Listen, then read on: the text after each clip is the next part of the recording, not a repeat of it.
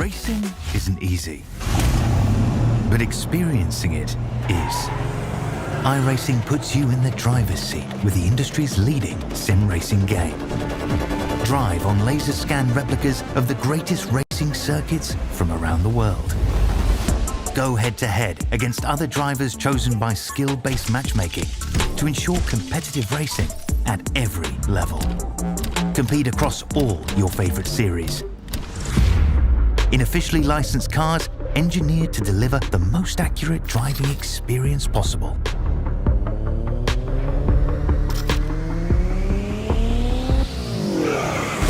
Join a race or host your own with players from across the globe. Race against the computer or in a league with friends. Feel the thrill behind the wheel. Visit iRacing.com.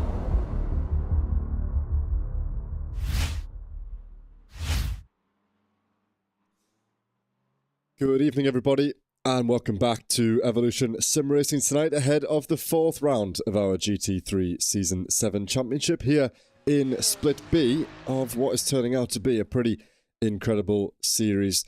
So tonight we host our drivers in what is arguably the trickiest combination of conditions I think you'll find anywhere on iRacing.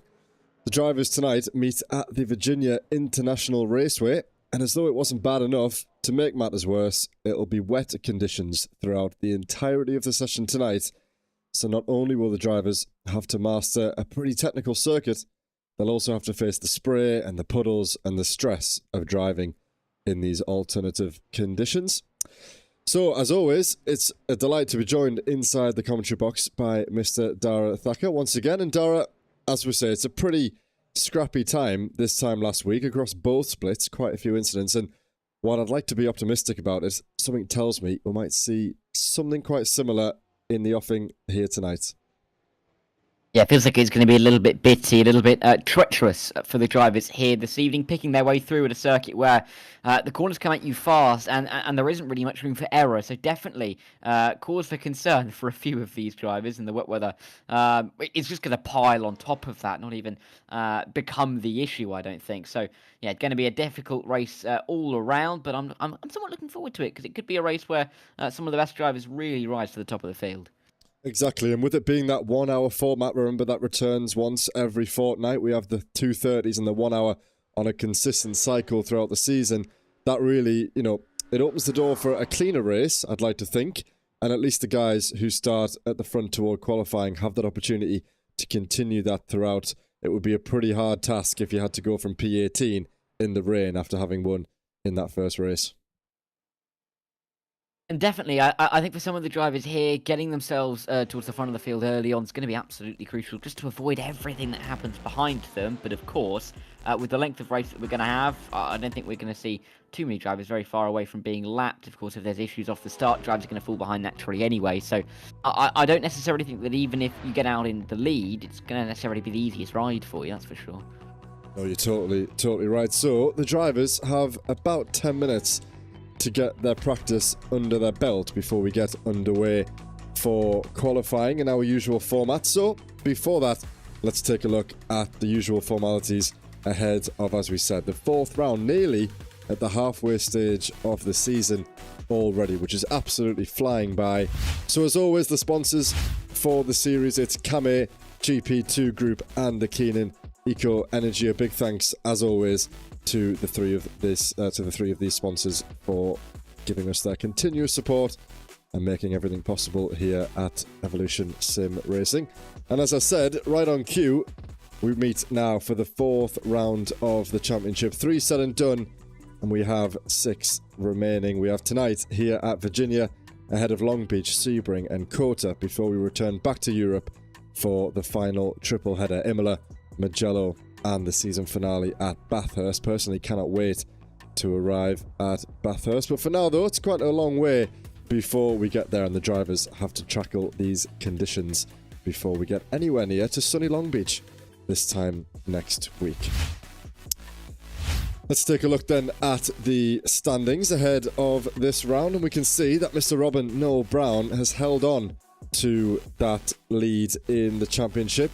He leads his rival, Mr. Edward Adcock, 24 points in the lead at the moment. James Robinson, the BMW driver, he's done well. He's improved up from P5 last time out, all the way up into P3. Yet to get himself on the podium. He's been knocking on the door for the last couple of races.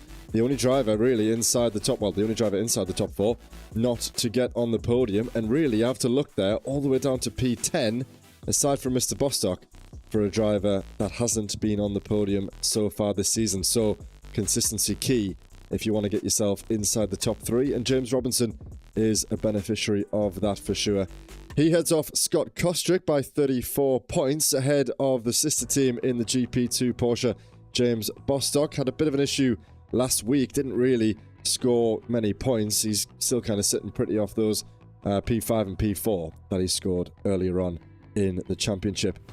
John Ludbrook the same. His first 3 races have really got him most of the points that he sees himself on now. Just good enough to sit inside the top 6. 7 points clear of Jan Osberg in that Porsche. Sheep Valley Racing, again, nothing to shout about aside from that opening round and that one podium in the 3rd round. James Howarth, next up, one of the only drivers in that Mustang, doing pretty well considering the kind of car that can be to drive. Liam Fraser, not with us this time last week, but those podiums still keeping him inside the top 10 for the Moonshiners Racing Club, but it's getting pretty close. Evan Main right behind him, just 9 points separating the Mercedes driver from our second BMW driver. Robin Aston and Dean Sheesby round out the scoring. Dean had a great start to the championship in that feature race around Donington. Since then, though, things haven't exactly gone his way. They haven't, and we'll see if he can recover over the next couple of rounds. But we've also got to now look into our Evo class. Been a very competitive class, there's no doubt about that, early on into the season. Lots of names up there for the time being, but it's nice to see that we are seeing quite a few drivers involved in the fray. Of course, Andy Chell leading the way, a winner in round 3, and some decent performances around that keep him in the championship lead, but he's being followed pretty closely by Ryan Abbott and Bert Ten Kat, who were tied on 201 points coming into this round number 6. Second and third for Ryan Abbott, just the one podium for Bert Ten Kat sees him inside the top 3. Sander Tabbers, even though Sander wasn't here for round 3, still up inside the top 4, and he'll be chasing some good results. Gareth Newton as well, double podium finisher in the opening 2 rounds, will be looking to try and get himself a little bit higher than his current P5, and you'd be hard pressed to bet against him in that Acura. Robert Savage in P6, but he leads a nice little train in the championship of himself, Andre Muntien, and Wesley Van Rens in 6th, 7th, and 8th. Not many points to split these guys, and with Van Rens only scoring points from rounds 3, 4, and 5, he is also one of the drivers to look out for, despite being a little bit further down in the championship. Lewis Plath down in P9 with James Pallow, hero really last week, second and a first in P10, and he'll be looking to get himself up the order, no doubt about that. Danny Weir and Dominique Backhouse are going to round out our top 12, and there's going to be a few more drivers around there trying to make their way up the order in tonight's race. You make a good point there, Dara, about Mr. James Pallow, who, alongside his teammate Alex Fretwell, have made a huge impact in these standings in the team's championship. Quartermass Motorsport still lead the way. That's Trunley, Chell, Savage and Blackie. However, the RLH team were down there in 9th at the start of the session last week, and now they're sitting pretty, very close, only 24 points off the back of the lead of the championship, up from 9th into P2 for the team of Fretwell, Pallow, Van Ren and Arisa. So Fretwell perform well, Pallow perform well, and remember, it's not about how the entire team gets on, it's just about how a handful of the drivers can get on. The best scoring few in that team will be the ones who put their points on the board. Next up, though, it's the RDSA team, who've also improved slightly up from P5 into the top 3. Mr. Yannis Olber, Tristan de Nobrega and Luke Lucchese. However, someone has to miss out at some point, and that is the Suma GP2 team. They've dropped down from 2nd down into 4th. Still very tight, though, just 1 point away from the top 3 at the moment. The Axis Sim Sports team the same. They've dropped from 3rd into 5th. That's Pugh, Jennings, Graff and Muntien. Behind them, it's the STL team of Bakker, Van Mulken, Tabbers and Bert Tinkat. A very competitive team who are holding pretty in P6. as things stand. Same can be said about DXT, Matt Hoyland, Francois Brandet, Stephen Donnelly, and Martin Kenyon, which I believe... Is Stephen Donnelly with us, or is he up in Split A? I think that's an entire team of Split A drivers, much like the RDSA team a little bit higher up, but they also hang on to that P7 spot. The Veraco esports team of Versteinen, Puin, Brickhausen, and Velay will also stay in P8 ahead of the CRM racing team. Rounding up the top 10, it's the Kame GP2 Porsche team, Robin Aston, John Ludbrook, and James Bostock, who weren't even in the top 18 by the looks of this time last week. So again, some more positive results from those guys. So we head back to trackside now, and we can join the drivers in what is the final 5 minutes of this practice session. And let's get a first look, Dara, at who leads the timing sheets. Then at the moment, it's been a pretty decent session from Jan Osberg, right up at the top there. Still lap times over the 2-minute mark, as you'd expect. Long circuit, tricky conditions, no one really going to be absolutely flying out. They're going to be interesting to see what kind of lap times we're going to be seeing in the qualifying session that is upcoming, but it's very clear to see that the times are going to be tight. And also good to see that we've got a couple of the Evo drivers mixing it inside the top 15 with some of the Premier drivers, which is always a positive and good for them, because it may mean that they'll have a little bit more protection in their fights, and if they lose a few positions, it'll only be to Premier drivers rather than to drivers in their own class. Absolutely. So we ride on now then with Mr. Jan Osberg, who leads the way in the Premier class. Has currently got a time good enough for P1, a time of a 2:01.240, 3.5 tenths ahead of Mr. Bostock. Where's Robin Noel Brown? All the way down there in P7. He'll definitely need to improve that during qualifying. Again, as we say every week, they have a chance to really put in the lap times, get the race pace some of these guys will be going for during this practice session, but who can convert an improved qualifying time compared to the lap times that they set in practice? So this is nothing to go off. It could all look very different by the time we get green flag racing in about 20 minutes time, but for now though, it's looking good for Osberg, Bostock and Adcock, and even Dean Shoesby, who we saw before, hasn't really managed to string a good result together. I hope that's not him going off the circuit. I think it was, actually. So that's a bit of a commentator's curse for Dean. But nonetheless, up in P4 at the moment. If you can stay there, that will certainly do his season the world of good. Yeah, Niddle, I think it'll be nice to see a few of the drivers running towards the front that we haven't necessarily seen so far this season. Also nice to see the likes of James Bostock back up in the top two once again. Clearly going to be a very tight session, though. 25 Premier drivers with not a terrible amount between them. Bert Tenkard, of course, getting himself involved at the front of the Evo class, well, and involved in the top 10 overall in this practice session. Going to be looking good for the man who, when you look at it from that side, looks like he's driving the French car. He's not French, though. He's Dutch. I think it's a livery that can slightly be lost in translation. Yes, I'm absolutely sure about that. You've said that before, and I would tend to agree with you. But yeah, the new Dutch driver, Bert Tenkard, he's making his way around the first sector now. It'll probably be the last lap that he gets a chance to set. We're right on board just momentarily to give you guys a bit of an idea about what these drivers have to go through. Doesn't look so bad at the moment. Got to be careful on those curbs. You can see the shine that's on the racing surface, slick with water, and you might be able to see there on some of the insides on the apex curb there, little puddles starting to form. Of course, the rain will be with us throughout the entire session. The drivers arrived, it was wet, they're going to leave, and it's going to be wet. And yeah, it's going to be a definite challenge for these drivers. And we haven't even seen anything yet. Just wait until we see the spray that gets kicked up in the opening stages of this race. It will be almost impossible for some of these drivers to see even half a car's in front of them when they've got 20 or so cars piling it down the straight ahead of them. Yeah, and that's all part of the challenge, isn't it? With a circuit here at VIR.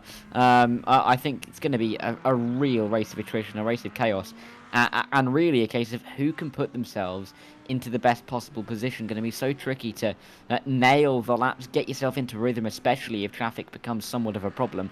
But if you can have some good paces, we're seeing Jan Noj have in that Evo class, the 65 in the Porsche. Noj doing a good job to get himself in what would be, I believe, P4 overall, maybe even P3. So really impressive lap times from him. It's going to be on the likes of Bert Denkart, Andy Chell, of course, championship leader Andy Chell, to work themselves into contention for the win in, as we mentioned, very tricky conditions. Now, I'm going to take a stab at this. It might not be the right driver, but I don't even know if you caught that there, Dara. Someone came absolutely propelling. There it is, back across the circuit. I don't think that pit wall was... Oh my god, I don't think that pit wall was ready for an impact like that. Let's watch on from the perspective of Sander Tabbers. This will be something to watch. Under braking, he loses the rear end, stabs it into that tyre barrier, and then just takes off. Impressive that. We have seen some artistry in terms of how some of these cars have managed to crash. That's a new one to me. Wow. Yep. Wow.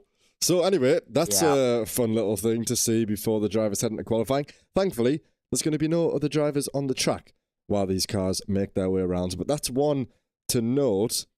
I mean, it's tricky. You can never really predict how the car's going to behave under brakes. You can imagine it looked as though as soon as he put the brake pedal down, the rear came around on him, but he kind of skidded into the barrier. It was hardly like it was a direct impact. We did see that on Monday, didn't we? Was it Martin Kenyon, I think? Completely other end of the circuit, but it seems like these tyre barriers are a little bit unpredictable around this circuit.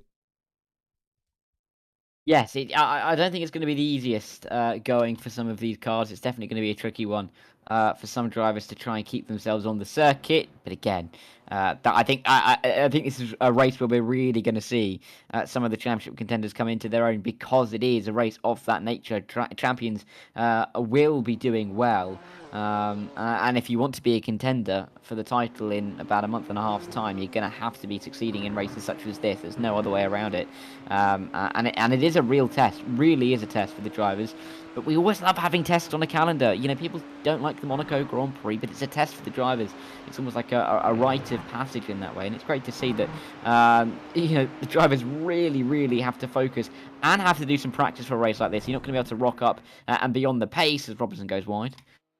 No, you're totally right. And as you say, this is the kind of race that really makes or breaks somebody's season. Now, there's still lots of opportunity to recover that.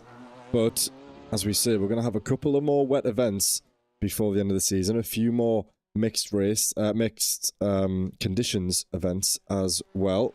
And I'm thinking off memory, I think it's Mugello. And there's one other in that American setup as well, which is going to be mixed conditions. So it's definitely tricky, but I think some drivers might prefer not to have the sort of dry to wet, wet to dry approach. You just turn up, you know what the conditions are going to be. They'll have had all week to practice in very similar track conditions, and so you'd like to think that they'll come prepared. I'm going to ride on board with the BMW, who I would probably argue is the, let's say, least favourable car for these kind of conditions. As you see, James Robertson squirming his way out of the final corner. Not the best launch to start his first lap, but let's ride on board with him nonetheless and see how he tackles a lap around the Virginia International Speedway. Correctly braking off the line. You want to go deep, but not that deep. And let's maybe switch over and see if we can track a driver who might do well in the wet. I'm not quite sure. Let's go with Andy Schell, the championship leader in the Evo class. He's on the same portion of the track at the moment in the Porsche. Again, slightly more reliable, slightly more consistent in conditions like this. He gets it tucked over nicely. Remember, in the rain, you want to be slightly offset from the racing line where some of the marbles have built up and try and get it slowed down enough. Almost, sometimes, you want to make it look like you're going too slow just to get the front end to bite into the surface, and you can try and get the power down. There's no good letting the car slide across the corners. You need to be very, very smooth with your inputs and really get the car slowed down. At the moment, he's doing okay. He's made one or two errors in that opening sector. A little lift on the throttle, which is normally an easy flat-out section in these cars. Really shows the difference between the dry and the wet conditions. This will be a tricky corner because you have to approach it from the left-hand side, meaning it's a tighter entry, and then it spits you out onto the exit, and again, entering this tight double apex hairpin on the other side of the circuit. Really critical here to get a good exit. One of the longest straights that we have on the track. You can barely even see the other end of it up there, up the hills in the distance.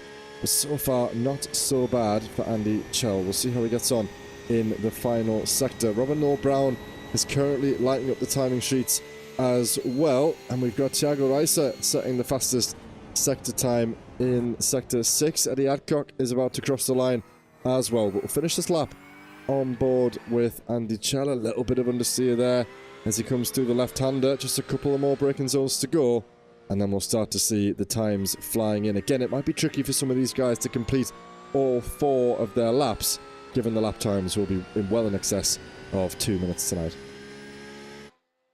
Yeah, definitely so. I think we're looking at a less than 30 lap race, despite us having a full hour to get racing. So definitely going to be a long one, almost a bit of a painful one for some of these drivers in the race. And opening lap times far slower than we were in practice, maybe to be expected. Yeah, Noj again though, going up into a provisional P2, despite there only being 10 times so far. But with every passing time that comes in, the likes of Hayworth, Van Mulken, Robert Savage now, it's getting ever slower from the likes of Adcock and Noj. No one's really able to replace them just yet, but we've still got, what, another 30 drivers yet to cross the line. A very long way to go before we can really make judgments. And 10 minutes for these drivers. Get a couple of laps in, and you'll want to bank a lap in these conditions, but you'll know that you can always build on it. Yeah, you're totally right. And something that's worth pointing out as well is, you know, this kind of circuit, this kind of condition, kind of level the playing field a little bit. I mean, the cars are all fairly similar in their own respect, but this is definitely about the drivers and less about the machinery. We can see the times at the top of each of the classes between Eddie Adcock and Jan Naj is only 0.2 of a second between the classes. Now, obviously, there's a huge gap. And to be honest, I think Jan is a bit of an outlier in the Evo class in these conditions, considering Andrea Muntin is 1.2 seconds behind him. Wesley Van Ren, 1.5. Even in the top of the Premier class, there's still the best part of half a second separating the top 3 away from Eddie Adcock. But still, definitely an opportunity for some drivers who maybe don't excel too well in the dry, to come along in the wet and maybe disturb 1 or 2 things at the front of the order. Yeah, lots of room, I think, for drivers to get themselves involved in this race, and that's what makes the prospect so intriguing, and definitely one that's going to keep us on our toes all race long. Still no one really battling for those leading times in the classes just yet. Maybe a sign of it getting wetter, maybe just a sign that drivers that were able to get it done early were able to get it done in a lap time on the board. Danny Weir putting pay to or adding a chip in to that idea by going up into P2 in the Evo class. Definitely room for improvement there, but sadly for the likes of Andy Chell, Robin Noel Brown, there's purple sectors in there. It's just not quick enough throughout the rest of the lap, and that's going to be a problem, I think, for them. Yeah, and Jan has actually just put it into this, well, on the front row of the grid, actually. If we take a look at the overall standings, he's really doing well at the moment, led by Jan Osberg and Jan Jarg there at the top, so doing well for themselves, the 2 Porsche drivers. Jan, of course, Osberg, should I say, the first driver into the 201s with a 0.907, and again, still half a second clear of the entire field. 7 minutes to go, so there's still going to be an opportunity for these guys to get 1 or 2 more laps in, but I'm still seeing the likes of Fraser, Abbott, Kostrick, Mehring, Bostock, Vella yet to set a lap time. Adam Baker is on the circuit as well. He's just crossed the start-finish line to set his first lap time, and interestingly, Nicky Mehring, who is yet to set a time, has the fastest Sector 5 and Sector 6 time.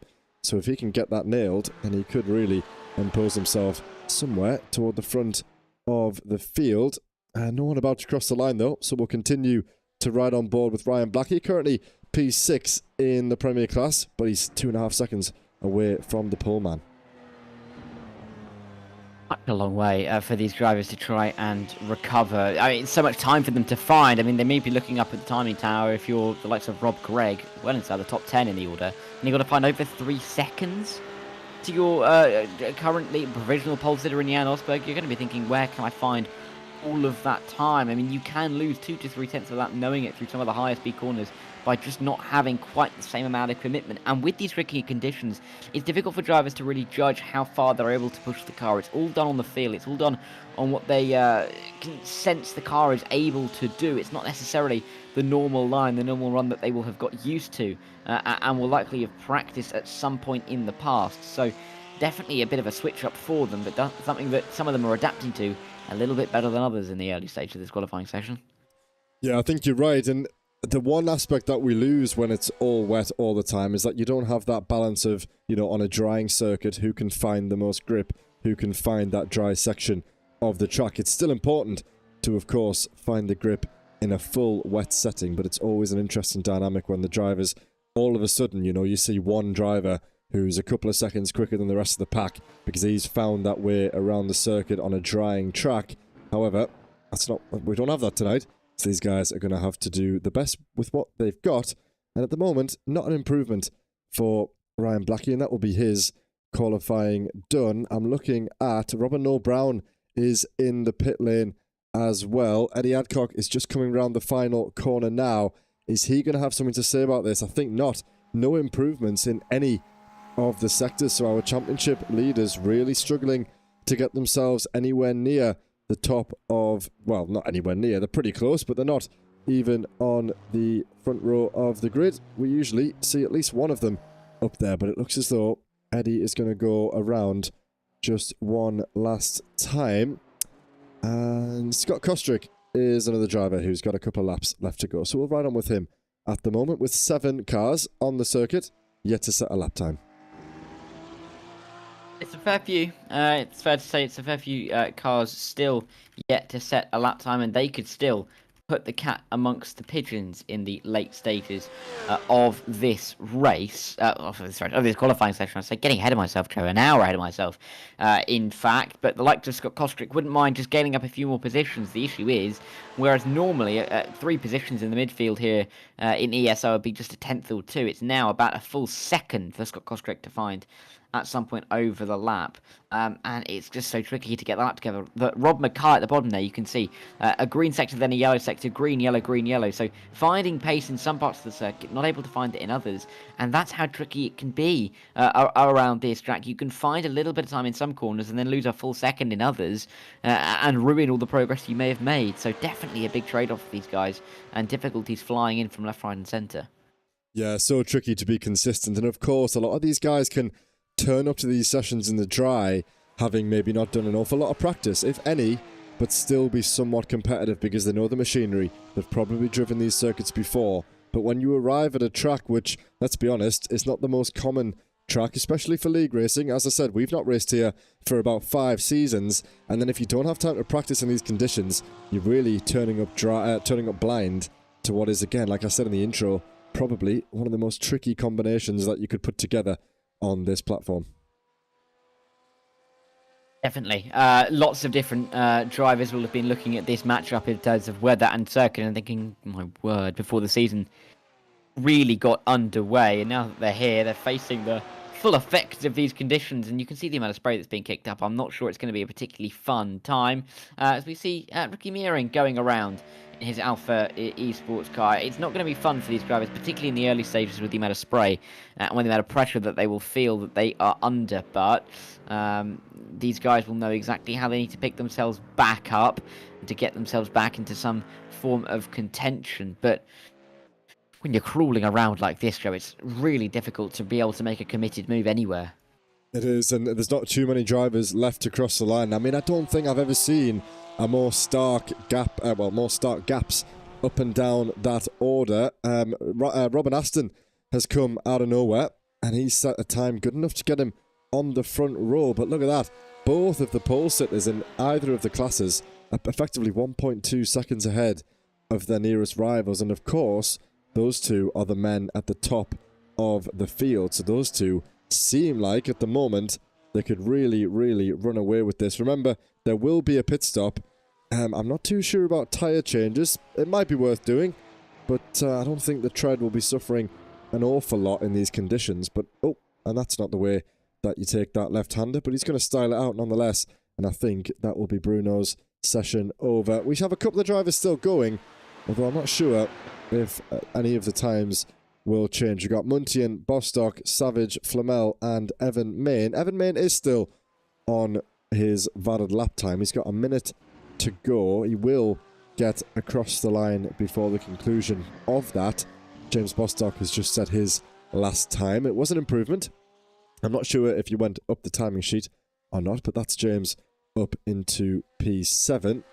And something tells me that these qualifying times are a little bit different to the ones that they might have been used to in practice. When the pressure mounts and you only have 4 laps to do it, sometimes you overcommit and then find yourself really struggling to get that form back before you run out of laps. This is Anthony Flamel entering the final sector.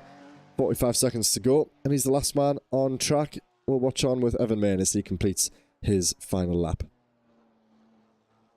Yeah, here comes Evan Main then, as he looks to try and improve up the order. P23 for the time being, but he absolutely wouldn't refuse to get himself inside the top 20, because look at how far down the order he is overall. 37th, and on what would be the penultimate, or the final row of the grid of drivers that have set lap times in this qualifying session so far. Of course, there are a couple of drivers still who haven't set a valid lap time yet in this qualifying session, but either way, not looking good for the second man in the BMWs. Of course, James Robinson and Evan Main at the moment, the only 2 drivers to pick that BMW. Not a popular car choice, and we may be seeing why with the amount of difficulty that Main is having through this S's section, and he disappears off the circuit. I think that'll be session done, Joe. It certainly will be. So we'll very shortly be underway with the formation lap. Of course, a full formation lap around this circuit, which is probably a good thing, I think. Gives the guys a bit of a better opportunity to get the tyres and the brakes up to temperature. Sometimes you just want to get on with it, do that final few sectors and then go. But I think as the pace car peels them out of the pit lane, they might be quite thankful to get around. It could be quite a long lap, especially in these conditions. You can see the windscreen wipers going crazy. We've got 41 drivers on the track this evening. And ahead of this, let's take a look at how the grid will shape up for this 1-hour feature race. Remember, no reverse grids to worry about tonight. So it's Jan Osberg who takes pole position. He's in the Premier class with a time of a 2:01.358. And in behind him, it's Jan Naj who is driving for Sheep Valley Racing. He's the second off the pace, so it could really be a good night for Osberg at the moment if he can get away cleanly. The 2 Jans will share the front row of the grid ahead of Robin Aston and Edward Adcock on row 2. Dean Shrewsbury and Maxim Dimitrov will share the 3rd row, and that seems like it's a pretty good qualifying session for the 152 machine. Danny Weir will be the next of the Evo drivers ahead of Robin Noel Brown on the 4th row, and Andrea Muntian will start ahead of James Bostock, who rounds out the top 10. Ryan Blackie and Hussein Sarika Desler will be starting ahead of John Ludbrook before we hit Resley Van Aren in the Evo class on the 7th row of the grid. Daniel Poole and Andy Chell, the championship leader there, down in P16 ahead of James Howarth and James Robinson. We saw James Robinson getting himself into the top 3 in the Premier class, but not the qualifying session that he would have hoped for. Rob Gregg and Dominique Backhouse will be next. As we scroll through, we see Bert Tinkat and James Pallo on row 11. It's Alex Comrats and Mark Van Mulken ahead of Thiago Reiser and Bruno Silva on row 13, with Alan Baker and Robert Savage, Rob Mackay and Anthony Flamel rounding out the top 30.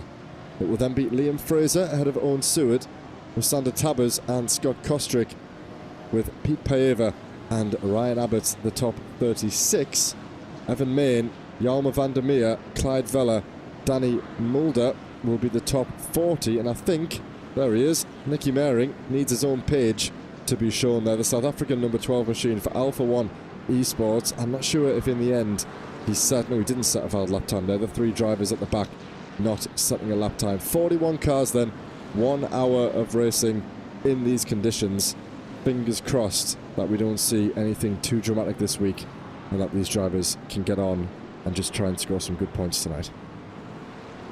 Yeah, a lot of these guys, I think, will just be hoping for that aim, just to get themselves to the checkered flag in this race, not putting themselves under a great deal of pressure. An hour is such a long time, and in conditions like this, it's going to feel like it's going past well, I was going to say at a rate of knots that is unbecoming of any ship, and I think it would lead to some kind of shipping forecast error regardless. Don't know why I've made that reference, but here we are, Joe. It's wet. Everything starts going wrong, it seems. Yeah, well, they will feel like they're driving boats out there tonight. Some of them, especially that Mustang, it's bad enough in the dry, never mind in these conditions. So prayers go out to James Howarth. Fingers crossed he can keep it on the track, although it'll probably do quite well on the grass. It'll skim itself over that surface and back onto the track. Again, as we see, we can still see those cars snaking their way out through the start of the snake section down at turn 6. Meanwhile, the two leaders lead their way through turn 10 at the moment. You can see actually the teammates at the front there, which I didn't associate earlier on, in the same livery. So I would assume that that's the case. And you can see Robin Aston eager to get himself ahead of Edward Adcock. Although again, pace dependent, you might just want to let that guy go. See if you can get involved with the front runners. And maybe Robin Aston can just sneak through. There's been an incident. Oh, there's been a big incident at the back for these guys who I think have just made contact with one another. There was a big bunch up. Fraser, Pieva, Main and Vea. And Mehring, Christ, 5 cars there. Caught up, one of them off the circuit. Fingers crossed everything's okay. But again, let's just ride on board with someone in the midfield. Let's go on with Mr. Howarth. The spray's not too bad at the moment, but does give you just a slight idea about, you can see those small puddles coming out from the back of the cars. Just wait until these cars are at full speed. It'll be pretty much blind. Yeah, nothing that these drivers are going to be able to do in some of this spray, because when the cars are at full throttle, that spray is going to get 10 times worse with the amount of water that will be moved per second by some of these machines, and with braking zones that, like this one, aren't necessarily the straightest, and with some turning in whilst trying to brake, drivers are going to get confused with their lines, going to be struggling to get stopped on their own line, and I think it's going to be a bit of a mess. But whether we can get through without too much contact or not, it's going to be for us to find out. But these drivers at the front know they've got to get away right at the start of the race, and that's going to be mission number 1 for them right now. Absolutely right. Then it's Jan who will lead Jan across the line down the run to turn 1. We're waiting for the green flag, and then it's over to Osberg to drop the hammer before the start-finish line. It looks like he's gone. He has gone now, and that's a great launch off the line. He's really left his class leaders with Aston and Adcock in the mud there. His teammate's going to come in right behind him. Careful, boys, don't make contact with one another. And all the cars seemingly doing quite well to make themselves known into turn 1. No one risking it up the inside. The pace for some of these guys towards the back of the pack must feel like an absolute age to get themselves through turn 1, but they're all doing quite well. Scott Kostrick is out of the pit lane. Perhaps he started inside the pit lane. James Robinson also down there. He maybe had an incident on the formation lap that we missed, but they've all got away cleanly, I think, and they're absolutely snailing through this first portion of the racetrack. Yeah, nothing that they can do at this stage. As we can see on board, it's so tricky to go through this section of the racetrack in the dry, let alone the wet, let alone in a train of cars going through the wet. Into the snake here, the right-hander following into the left, into the right, into the left again. So many little turns onto the car, which are going to feel a lot more significant in these wet weather conditions. Great move, great confidence on the power to get up another position into yet more S-bends to run our way through with Bruno Silva as he will work his way through. There's a car off in front. That's James Hayworth going off the circuit. Robin Earl Brown looks like he may have had a couple of issues at the front as well. He's dropping right the way down the order, and I think we're going to see him on the outside line here. Yeah, we've picked a pretty good car to ride on board with. I think he's made quite a few moves up there, making his way through that snake section, already on the back of James Pallow at the moment. Danny Weir was also a car off there. He's missing that front portion of the car. That will not be helpful to his downforce at all in conditions that are already tricky enough. He's now going to manage a lack of front end grip. I think we'll see Danny straight into the pit lane to get that one repaired at the end of this lap. Not sure if it's bad enough for a meatball, but it's definitely not going to do him any favours, as this car's still coming up to temperature. He's going to really struggle to get that turned in through the downhill section of the roller coaster. Let's ride on board with him and see how tricky that is, how slow he has to take things. He's got 2 cars off there. That's Burton Cat and Robert Savage who are off the road. Just those 2. I thought someone else had followed them off, but no, just those 2 drivers. Really treacherous conditions here for these drivers. Rob Gregg is getting past Dominic Backhouse, who's reset back to the pit lane. So already a drama on the opening lap for at least 5 or 6 of our drivers here. Yeah, a lot of guys getting involved in stuff that they wouldn't like to have done off of the line. There's more contact. The slowest crash you ever may see. Robin Noel Brown going off the circuit. He's going to drop further down the order. He was running right at the front of the field. He's now going to drop a little bit further back. Dean Sheesby, I should say, lost a little bit of time. He was 1.6 seconds ahead of Maxime Dimitrov. And he's now lost that position. He's ahead of James Bostock still, but clearly not going well for him in the Acura. And it is just like crawling around this circuit at the moment. It's almost like teaching the baby to walk at the moment. Yeah, it really is. I'm going to jump back at the front of the pack. We can see he's riding alone already. We kind of predicted at the pace that he had in qualifying. Mr. Jan Osberg will be pretty pleased how the opening 2 lap, well not even 2, how the opening 1.5 laps has gone. He's 5.5 seconds clear already. This could be the biggest race margin that I've ever seen if things continue to go in Osberg's favour then. At the moment though, Bruno Silva here under challenge. That's another one of the STL cars around. That's Mark Van Mulken. So it's been a disaster for he and his teammate Bert Tinkat, who've both dropped down the order. Tinkat currently in P31 overall, P12 in the Evo class, but it's really hard for these guys to get grips with the circuit, of course. Oh, and look at that McLaren ahead. Who was that? I think it was that Rob Mackay, potentially going on a little bit of an adventure. Managed to keep it on the circuit though. Danny Weir has also stayed out with that damage, so he fancies his chances at continuing on for the time being. Are we going to see these guys possibly catching Danny Weir by the time they reach the braking zone? Going side by side, the McLaren on the outside with the Mercedes of Liam Fraser now on the inside line. This is going to be so tricky, and we're not even 5 minutes through this race yet. Yeah, drivers just trying to keep it on the road for the time being still, as we see Liam Fraser track his way through the final couple of corners in his attempts to try and get inside the top 12. This time around, the slightly wider Mercedes car probably looking ominous in the wing mirrors for the 191, and Adam Baker will be painfully aware, or Rob Mackay I should say, is going to be painfully aware that Liam Fraser's car is going to be a difficult one to overtake. Side by side further back, though, this is Anthony Flamal and Clyde Veyer involved in all of that. James Hayworth slightly further back, wouldn't mind getting into this battle, but for Jelmer van der Meer, this is going to be right in the thick of it, and not exactly where you want to be with seeing cars going side by side into the opening turn. Yeah, there was a 4th car involved in that. That Porsche behind's clearly dropped off the back of the pack, but he's got himself up 1 position then. In fact, the man that we ride on board with, Jelmer van der Meer, is up 11 places at the start. Danny Mulder up 16, and I don't think anybody else has done one better. Adam Baker up 10, Liam Fraser up 11, so those guys have really capitalised on that early snail pace that we've seen, and perhaps some of them with a little bit of clean air, although it's very few and far between at the moment. But if you can get a good run up the hill, for example, that we saw on lap 1, you can really make some moves up. Those guys doing exceptionally well. And here's a battle. Oh, that Ferrari has definitely seen better days. That's Wesley Van Ren for the RLH Pantera team, who, as we saw, doing very well in the team's championship. But yeah, as I say, that Ferrari has been in the wars, and I think he's going to struggle to get that one turned in.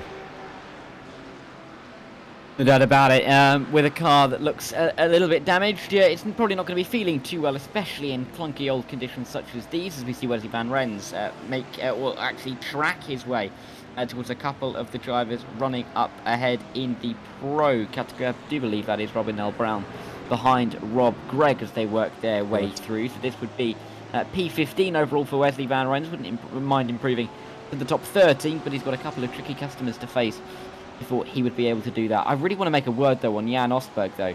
11 seconds in the lead of the race after, 7 minutes, not even. It's absolutely incredible. And at this rate, if he was to keep going, of course that seems unlikely, but if he was to keep going at this pace, he'd nearly have an entire full lap over the rest of the field by the end of the hour. I knew you were going to say that, and something, part of me wants that to happen. It would be a great story to see someone lapping the entire field, and as you say, he's on track to do that. 12 seconds gained in only 8 minutes now, and he's only 3.5 laps into this race. We'll keep tabs on that. I'm probably not going to give him the most screen time because there'll be more action up and down the track, but it's definitely important to see how he maintains that gap. At the moment, sitting extraordinarily pretty at the top. Doesn't need to worry about anything. Just needs to keep it on the black stuff, keep it away from the green stuff, and be careful not to overdo it. He doesn't want to show off. Maybe in the back of his mind, he'll be thinking exactly that. If he keeps going, he could maybe lap more cars than we've ever seen before, but at the risk of sending it into the barrier. And as we saw during practice, if he happens to go off at the end of the back straight, that could be his race over. And you can never really afford to make mistakes like that, particularly in the situations that he finds himself in. I mean, even as we've been talking about it, that gap now over 13.8 seconds and just extending with every passing second. It's going to get more tricky for him when he starts to come up to some more heavy traffic, but for the time being, he's surely loving life. I mean, I would be. If I was leading the race by 14 seconds in 8 minutes and 15 seconds, it's absolutely incredible what Osberg's been able to do. And whether it's through practice, whether it's through the ability to master some of these conditions, a 2-minute 2 is not being matched or anywhere close by anybody else. As we see a replay of James Bostock getting through of a spinning car. Yeah, I was thinking it was going to be an on-track move, but instead it was just Mr. Gisby sadly driving himself off the circuit. But nonetheless, a good position gained there by Mr. Bostock, who finds himself inside the top 4 in class. That's very close, side by side, between Ryan Abbott and Robert Savage. Room just about afforded on the outside there for the Mustang, but the Porsche holds on to that place, makes its way around the final couple of corners. This is a battle for the top 8 in the Evo class. Jan Nagy at the top as well, still sitting up there, 25 seconds clear of his nearest rival, but he has is that Maxim Dimitrov just 2 seconds behind him overall, so he's got to be careful in his mirrors. Of course, it's not that easy to just say that the guys out of your class won't impact your race. Anything can go wrong. You could miss your braking point or get up on the grass and slide across the circuit, so fingers crossed we don't see any of that. We've only just crossed into the first 10 minutes. It feels like these drivers have been going for quite some time. I'm sure, Dara, it'll feel a whole lot worse inside those cockpits. Yeah, it's going to be just stress, I think. We often talk to William Humphrey on a Monday night after his almost always successes in the evening, and he talks about how when he's got his engineer, when he's got his team around him, it's great to have that kind of communication. I can't imagine that there's too much comfortable communication going on between teams and engineers right now. Ludbrook as well, probably some unbroadcastable words being spoken as he drops down to P12, spinning around through part of the S's as he works his way up to the top of the circuit at turn 11 now, and it's just so treacherous to get onto the power. But for Ludbrook, he just needs to make sure he keeps that rear end in check, because he's got a couple of Evo drivers not too far behind him, albeit Clyde Veyer, the next driver behind him in class, is a good 12.5 seconds away. You talk about keeping that rear in check, it looks like it's got a slight bit of crabbing on there. When John comes to put the brakes on here, it could be very tricky to keep that car in a straight line. Looks as though he's done it okay at the moment. Let's ride on board with Owen Seward, see if we can get a look at how that Porsche is feeling. It looks slightly crumpled there toward the rear end, but John seems like he's handling that okay at the moment. And as you rightly say, Dara, it is going to be one of those stressful evenings. It's a race of attrition, as you'd say. It's less about maybe trying to overtake your rivals. It's more just not making a mistake, and in the end the race will come to you. We've seen that happen many times before, where some drivers don't necessarily blow the house down with blistering pace, but in the end, slow and steady gets you ahead of some of the competitors that end up off the circuit. We've seen a hell of a lot of that in these opening 12 minutes or so. So many off tracks, and a lot of these drivers, if they can keep it nice, then they'll just naturally find time, they'll naturally find positions, and if you can just get that in your mindset for the next 48 minutes, see where you end up, and I'm sure it'll be quite a positive result for those guys who can keep it pointing in a straight line. At the moment, not too many of them capable of that, sadly, and the gaps are starting to open up, so there shouldn't be too much battling going on between that many drivers.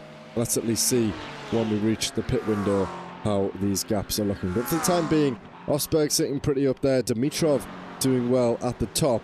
Noel Brown, however, he needs an improvement.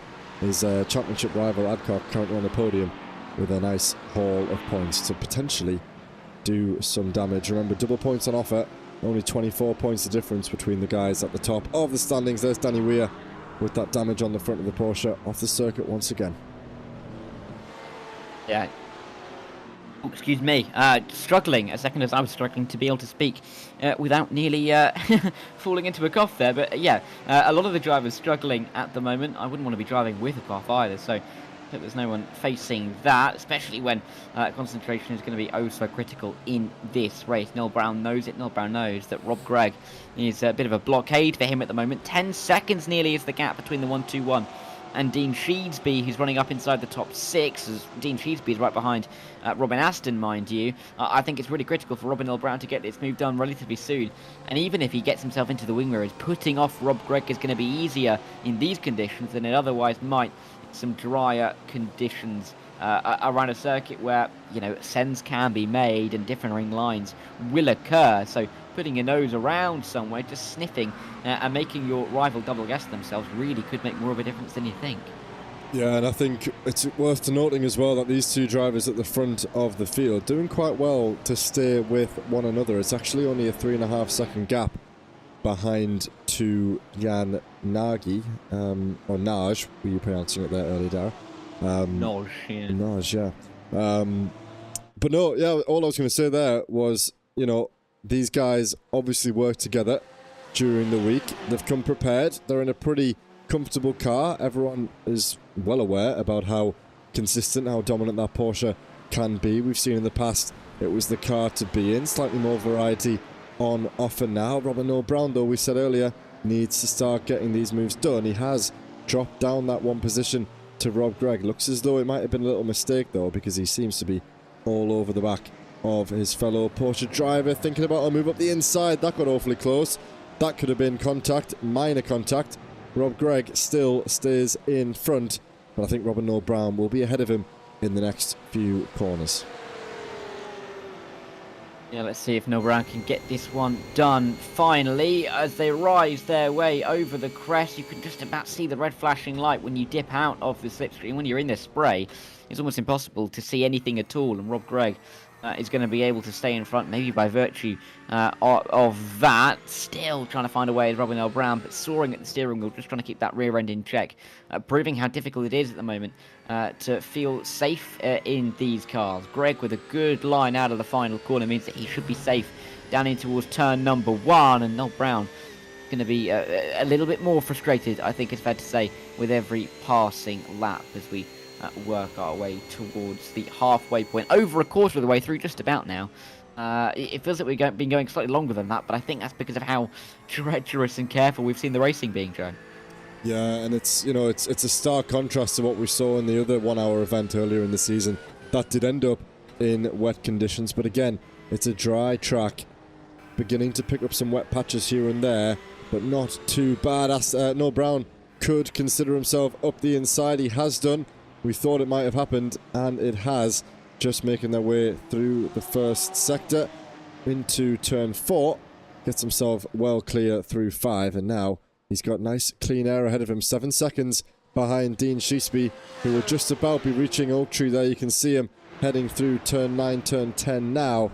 So that's some clean air for Noel Brown to work with. Owen Seward is the next man into the pit lane. He joins Danny Mulder, who's out of the race. We've got Muntian, Ludbrook, Mackay and Van der Meer under blue flags already. Jan Osberg about to commence on lap 8.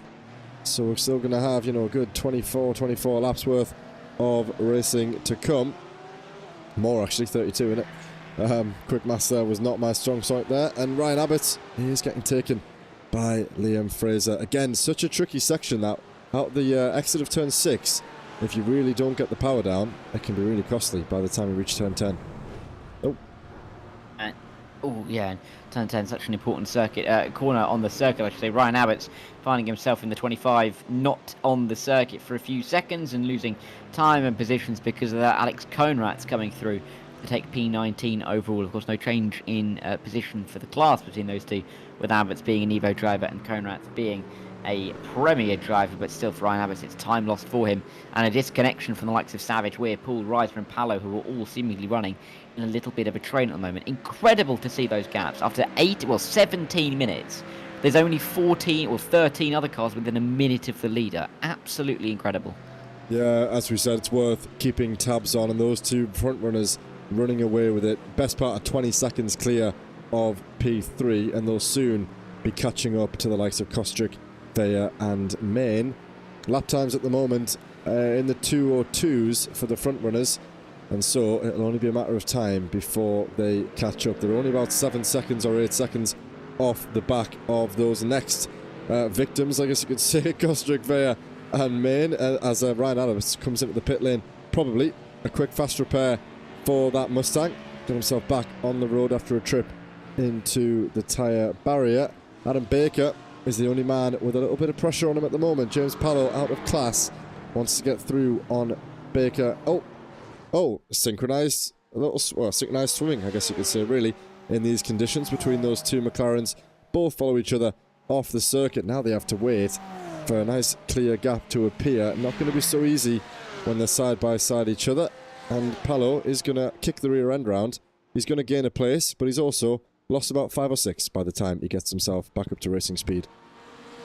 Yeah, difficult for him to really recover that one there, and difficult for Pallow to take that, I'm sure, after running so well up inside the top 3 in class. Andy Schell and Thiago Reiser now taking over in terms of the podium positions in the class, with Pallow and Baker dropping well off a minute. We've now only got 11 drivers in the lead minute of this race, and very soon with Schell and Zarkadessa falling out of it, it could be the top 9. Absolutely crazy, quite frankly, when you consider we've only been going a third of the race. Some of these drivers may be lapped 3 times on pure pace at a circuit where each lap is more than 2 minutes. I mean, you can do the maths somehow, probably on a calculator, about how much of a percentage slower that is, but it's a lot, that's for sure.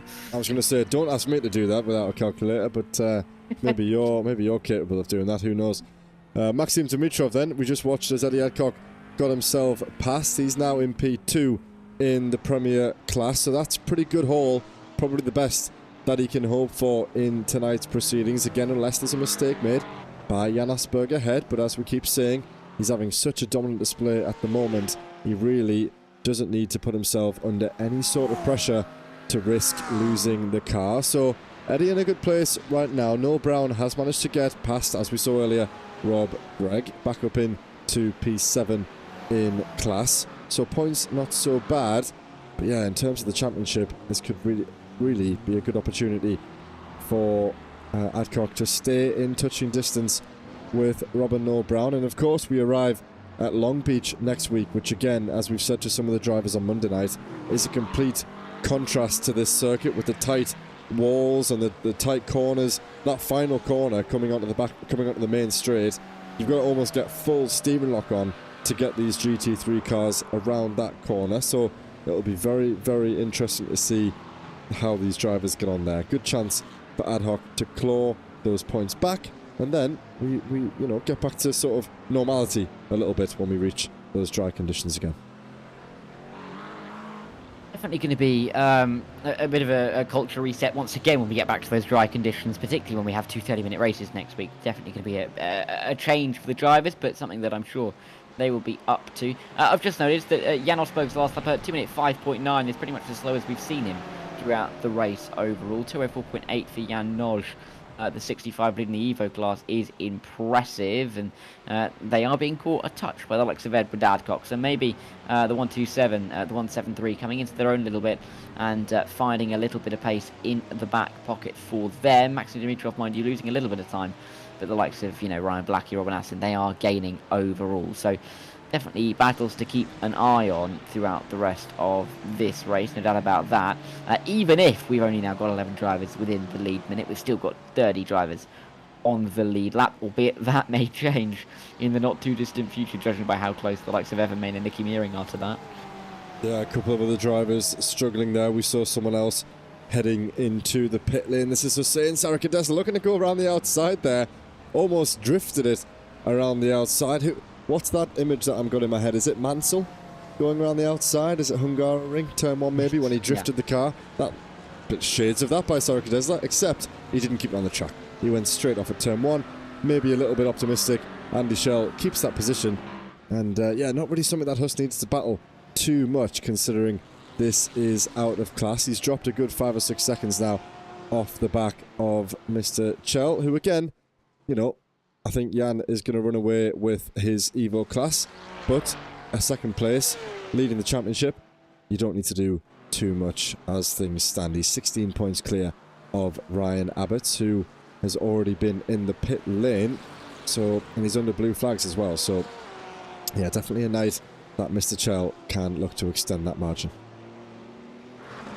Mr. Chell is doing a good job in doing so. Definitely putting himself up and into contention for yet another big haul of points. Yes, Jan Noj is leading the way by a distance, by what, 50 seconds in the class, but in the battle for P2, Andy Schell doing all he needs to do to be keeping himself relevant really in this race, and keeping himself relevant at the top of the championship. It's Jan Noj picking up all the points for the time being, but he hasn't necessarily been right near the front all season long coming into this race.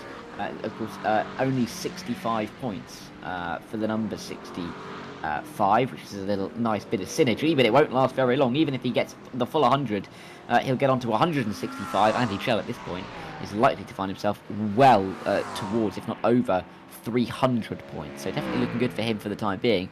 It's just about managing the pace, managing his expectation towards the end of this one. Yeah, completely right there. We've seen now James Pallow. And again, there's not many battles going on in class. It seems like everyone we cut to is having an incident. Hussein has gone off the road. Let's take a look at what happened to him. Oh, he's already got a little bit of rear damage there. And so I think that is him. Yes, he has. He's jumped back to the pit lane. So a little, as the stricken Porsche comes around, just the sheer air of that Porsche coming around was enough to spin that NXX machine. And that's Hussein back in the pit lane at the moment. We can see him just there in the background. That might be his night over. Nicky Mehring, another one whose night may have come to a close a little bit early. And I've left these gaps up on purpose. It seems like a little bit more entertaining than seeing relatives that aren't really that close, apart from these two that we see on screen. So it's good to keep our eyes on it. He has now taken... Oh, was that contact or was that of his own accord there? Slides back across the circuit, does Mr. Pallow, and he's going to drop a couple of positions, I think. Thiago Reiser goes through as well as Adam Baker. Yeah, Adam Baker won't be too displeased by that as he's up to P17, but for James Pallow, slipping and sliding at the moment, of course, being from Jersey, even if you're British, you're unlikely to see too much rain in Jersey compared to other parts of the UK, like more like you and I, Joe, far more like you, I think it's fair to say. No, but that's fair to say. Either way, yeah, he's struggling in these conditions a touch, as he is still inside the top 18 overall, but he has dropped right the way down to what's that, P7 in class now, in the number 13. Big points last week, maybe not as bigger points this week, but definitely some flashes of brilliance from James Pallow over the last couple of rounds, and definite cause to be excited for him, and maybe as well for him and for the championship going forward. We've got a pitter, Joe, and an important pitter in that. We do. I'm going to forget how you said his name every time, but anyway. Jan Naj has entered the pit lane, and he's stopped now to serve... Well, he's picking up fuel. We can see he's not taking tyres, which is good information for us. Let's take a look. 18.47 stationary stop for him, and he exits back onto the circuit after 45 seconds. And, crucially, he comes out right behind Andy Chell, the championship leader, and his man in class. Let's take a look at that. So, for the time being, we have a new class leader, although that is not going to last at the moment, and he will have to drop himself back into the pit lane, I would imagine, very shortly as we approach half race distance, which is, I wouldn't say it's crept up on us, it's definitely been coming, but I'm sure these drivers will be very pleased to know that they're about to cross over that halfway point. It's been, I mean, it is so tough. It's tough anyway to do any sort of endurance racing. It is pretty, well, stressful on the mind. It can be stressful on the body as well, especially if you have some of that really, really strong hardware. We've seen a couple of guys suffering with that, especially on these endurance rounds. As we mentioned on Monday, Daytona coming up can be really tricky. But when you've got to manage the rain, it just takes that toll on you as well. So only an hour, I know. But yeah, towards the latter stages of these races, the drivers' minds are going to slip. Could see a few more sort of lack mistakes, you could say, maybe just dropping the ball a little bit more, but they'll definitely be pleased to know that the end is near. Yeah, definitely so. I think a lot of these guys will be pleading for the end of the race to arrive as soon as possible. I mean, they've still got more than half the race to go, but at least maybe some stints are coming to an end for some of these drivers to have just the littlest reprieve from their I don't even know what the word is necessarily, but the purgatory that they're in at the moment between the amount of pace that they can use, but the difficulty that they have in being able to apply any kind of power down into the car. And I think Andy Chell will be pleased to be leading, but the fact that the net race leader is directly behind him after making his mandatory pit stop for the race is going to be a little bit crushing for him, I fear. And we'll see what the Quartermaster driver will do. But for Jan Noj, let's see if he really forces this move, because we know he doesn't need to.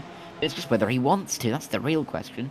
Exactly, and something would say that he won't necessarily force the issue too much.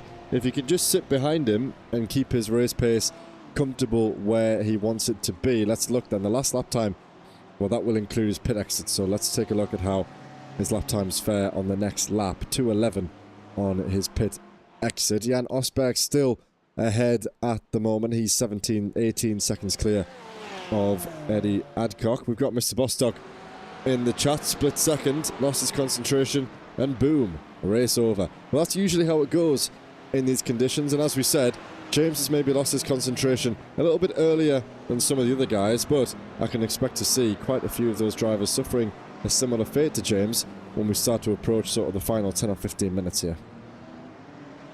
Yeah, it's definitely going to be, I think, an ending where we don't necessarily know that everybody on the circuit is going to make it to the end of the race, especially with the difficulties in concentration that some of them will be having, and that's only natural with the race being so mind-consuming. I mean, we're going to have the Daytona 24 coming up this weekend, and I think a lot of these guys are going to take part in it one way or another. Even though that's a 24-hour race and you'll be doing much longer stints in it, it's a circuit that doesn't necessarily demand too much from you. Most of it is an oval, and if it's dry, you're not necessarily thinking about the circuit too hard. This is a small circuit in Virginia, on the Virginia-North Carolina border, that doesn't necessarily look like it's a particularly big one. There's not big grandstands anywhere, but it serves one hell of a punch, and in conditions like this, it is really going to take it out of you in terms of the concentration. And I think some of the drivers may be reaching for a chocolate bar or something on their pit stops just to give them a little bit more energy. Yeah, well, that's something that I would certainly do, and you're totally right that, you know, even the straights aren't really straight. You know, that back straight is a good chance to take a breather, just to refocus yourself, get some water if you need to. But really, you've got to be focused. The track just sort of move over to the right-hand side, up the bank, and then before you know it, you've got that sort of up and over the crest at the top of the hill. The car will come back to you, and then you're on the brakes.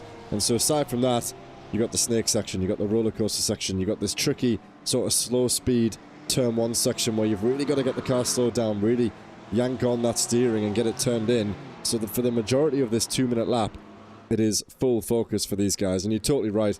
The differences that these guys will find when they come to Daytona is, well, it's night and day. I mean, having a look at the forecast for that race actually earlier in the day, and it looks as though it's going to be wet for, well, maybe not loads of it, but probably half the race. There could be some at least damp conditions, and obviously the day, the night cycle as well. So we're going to get a mix of all types of conditions over the weekend for anybody taking part in that race. But you're totally right, it's a completely different ball game. You've got vast straight sections in the oval. The car effectively drives itself around those sections. There's a slow Porsche there making his way out. I think that is a blue flag. Actually, that's the Alpha 1 Esports machine slow on exit. But yeah, large portions of that circuit around Daytona, the car effectively drives itself around those bows. You've got to pick a couple of braking points, but it's, you know, it takes so less of a toll. Drivers probably do a stint for maybe 2 or 3 hours and then let another driver into the cockpit. Some crazy drivers will probably do the whole thing by themselves. Could you imagine? I couldn't, and the reason I couldn't imagine that is because I remember I was doing commentary on the Nürburgring 24 Hours last year, and in the top split there was one man who did the entire thing by himself, and he did it and that was at the Nürburgring, and he said the thing that kept him going was the fact that he had to concentrate so much in every single corner that he just didn't have time to feel tired, pretty much, and that it almost became like muscle memory. The problem at Daytona is you've got such long straights you're going to start to almost just doze off by the fact that you're going in a straight line for so long. There's almost no thought being put in behind it. And even the infield section isn't particularly demanding. So I'd be surprised if someone does it for 24 hours. If they do, fair play to them, because I couldn't. I mean, I've tried commentating for 24 hours. That was quite tough, let alone drive. Yeah, well, we talk about the physicality of this. I mean, you know, sim racing is not the most physical thing that you can do, but over time, it definitely takes a toll on the wrists and the shoulders and whatnot. And we were talking about this with a group of lads in ASR a couple of weeks ago, and I think it may well be the same guy. It's definitely the same tale in some degree. It was the Nürburgring, 24 hours, one man doing it by himself. I mean, how do you eat, you know?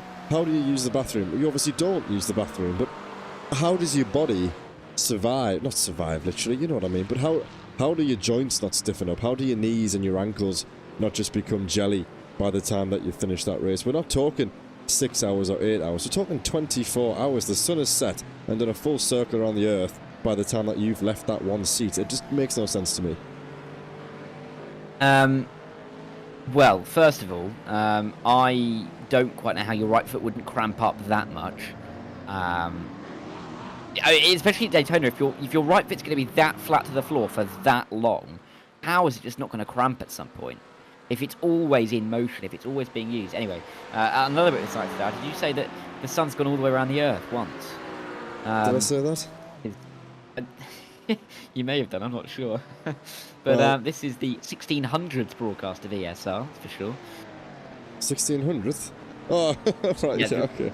Yeah, I think I did say that, but I think you all know what I meant when I said that. It quickly came to head and I said it. That's the problem when you're talking live. Can't let you Things get just away with come. it, Well, this is true, and this is what we do. When we have little racing action to talk about, we start comparing the weather, you know. I mean, can you believe we've talked about the northeast weather for a moment earlier? And now, yeah, the Earth is going around the sun, apparently. No, it is. You said the sun's going around the Earth. That was the point. Anyway, doesn't matter. It doesn't matter. Maybe we're losing concentration. Maybe the drivers are fine. Maybe it's just us, Joe. That could be the problem. I don't think it's us. I think it's just me. This is a sight. Two Fords sharing the same piece of the circuit. Oh, and they were nearly sharing the same piece of metal there, but they managed to keep it away from one another. This is Ryan Abbott and Alex Cohenratz. There's been a couple of issues. Backhouse, Baker, Fraser have all gone off the circuit into the wall. How is it looking on that timing sheet now? 17 drivers left on the lead lap. Anthony Flamel's going to be the next one. He is going to be right in front of Jan Osper, I think, at the moment. He's still keeping that gap pretty toward the front. 18 seconds it was there when we left him last time, and it's still the same now. Anybody else in the pit lane? Let me take a quick look. We've had just that one. Just Jan is going in the pit lane out from the top 17 drivers on the circuit. So ironically, everyone who's yet to be lapped is still on there, yet to pit. Yeah, and the problem for Jan Nodge from the 65 is he's lost a heap of time behind Andy Chell. I mean, he pitted early, maybe just thinking that he'd be able to a bit of an undercut, get himself into a rhythm to get to the end, but he's costing himself a lot of time, and he's just not been able to overtake the number 5 car at all, and it's really held him up. Of course, he came out of the pit lane under a minute behind Jan Osberg, and now he's 1 minute 12 behind, and it may even increase beyond that as well. So not ideal at the moment for the 65, but it's going all right. It's not cause for concern, I don't think. He's still very much in contention to win the race in the Evo, and that's really all that matters in the grand scheme of things. Absolutely right. So I wanted to just spot on this man's pace. So he's back down into the 2:02.5s, which is about where he was before he went into the pit lane. Last lap time though at 2:07.4, so he's dropped a little bit of time off the back at the moment. Jan Osberg doing 2:04s at the moment as well. Most of the drivers in the field anywhere between 2:08 and a 2:0, let's say 13 actually, some of these guys in the midfield. So still very good for Osberg at the front. Best part of maybe 2 or 3 seconds clear of pretty much anybody else in the field. So we're still rooting for him to take over as many of those positions as he can. Let's see what his traffic's looking like ahead. He's still got a pretty clean circuit. He's about to make his way around the final corner now. He's going to stay out one more time, or perhaps more. But let's keep our eyes on him when he pulls that trigger. Robin Noah Brown, he's made headway, and this is probably one of the biggest packs. Oh, that Ferrari's seen better. Oh, dear me. Oh, my God, that was so close. He nearly took out Robin Noah Brown there by, I'd say, inches, maybe even millimetres. I'm interested to see that. Let me go back and see that Thiago Reisa from his onboard. Let's see how close he got to the rear of that Porsche. Under braking, off of line really, way too late on the brakes. Bounces off the tyre barrier. Oh, that was close. Ooh. Yeah, and somehow managing to keep it out of Robin Noah Brown. And I think everybody else will be very pleased that Reisa basically had the incident on his own. Let's see it once again. Just all over the road going into the corner. That front and rear end just not sticking, and just about missing the rear end of the car in front. It's nice that you have about 3 acres worth of meadow on the outside of that corner to get into after you've bounced off of the wall. We did see, of course, that big bounce in practice, didn't we? Not seen that replicated so far this evening in the race, but we've still got another 21 minutes to see if that will occur, and still got another 21 minutes to see if Robin Noah Brown can get himself into the top 3. He's not far behind Ryan Blackie, who is currently in P3, and Noel Brown's march through the field has been impressive. He's just got a little bit more work to do to get himself up onto that podium. I think we're seeing a little bit of sun peeking through the clouds over there to Robin's right at the moment, but track will continue in this state for the next 20 minutes, and that's a slow Porsche. That's going to throw Noah Brown off completely. The car behind him is Maxim Dimitrov, but he's got a nice gap, so he doesn't have to worry about anybody in his mirrors, but that really was not the sight that you want to see. You're blinded by the spray, and then all of a sudden you're on the back of a fellow driver. He's managed to keep it clean though, keep it in the straight line. Maybe picked up a 1x. He won't mind that for the sake of his race. But so far, last time we saw him, he was just in P9, I think, P8, getting past Rob Gregg. Since then, he's got by Maxim Dimitrov into the top 5, bringing down that deficit to Adcock the best that he can at the moment. But something tells me he's not going to do an awful lot more. And yeah, let's keep our eyes on Robin Aston ahead. Oh, he goes deep a little bit, and if he can get a little good switchback here, he could set himself up for a move going into turn 1. We'll continue to ride on board here and see how the traction differs between these two on the exit of the final corner. Noah Brown, you can see him there pouncing, waiting for the moment, and he's got his foot to the floor now, and that's going to be an easy move by the time they reach turn 1. Yeah, got the exit he so desired, and that's going to allow him to get up into P4 without any kind of fight, and Robin Aston just doesn't have any chance to try and fight that one back, and it will be Noel Brown into the top 4, and he can now set his sights on Ryan Blackie, who's not too far up the road at all. Maxim Dimitrov jumping up and down the timing tower as if there's no tomorrow, as there's also a driver off the circuit on the outside of turn 1. It's all going off. There's still 20 minutes to go, and still chances for others to win this race other than Jan Osberg, although I still think it would take quite a big incident from the 199 to get involved in anything other than victory lane, so we'll have to keep an eye on that. But for Noel Brown, sights set on P3, and I think he'd be you'd be a brave person not to bet for him getting that podium at this rate. Completely true. It seems like this is one of the only chances really that people have to make an overtake. We're seeing the times shoot down as people get good traction onto the straights. It's really a good opportunity in most cases, thinking the run up the snake section, the run down to turn 1, and of course the run down here into roller coaster. Getting good traction out of those corners can really set you up nicely. On this occasion, however, Robert Savage has not been able to catch up to Liam Fraser, but he's got to be careful because he's got Burton Cat in behind him in that Audi, who's doing well. He'll fancy himself to get inside the top 4 at the moment. 3rd in the championship, remember, tied on points with Ryan Abbott coming into the session tonight. So the best part of being 2nd in the championship, he'll want to get himself as high up the grid that he can at the moment, especially while Ryan Abbott is having a little bit of a disaster. And is he even out of the race? Or is no, he's not. He's still there. He's a lap down. Just 2 positions off the back of him. And that's wide by the Porsche, who took that normal racing line, which is the slower line, of course, in these conditions. And something tells me that very shortly we could see a change of positions here for P4 in the Evo class.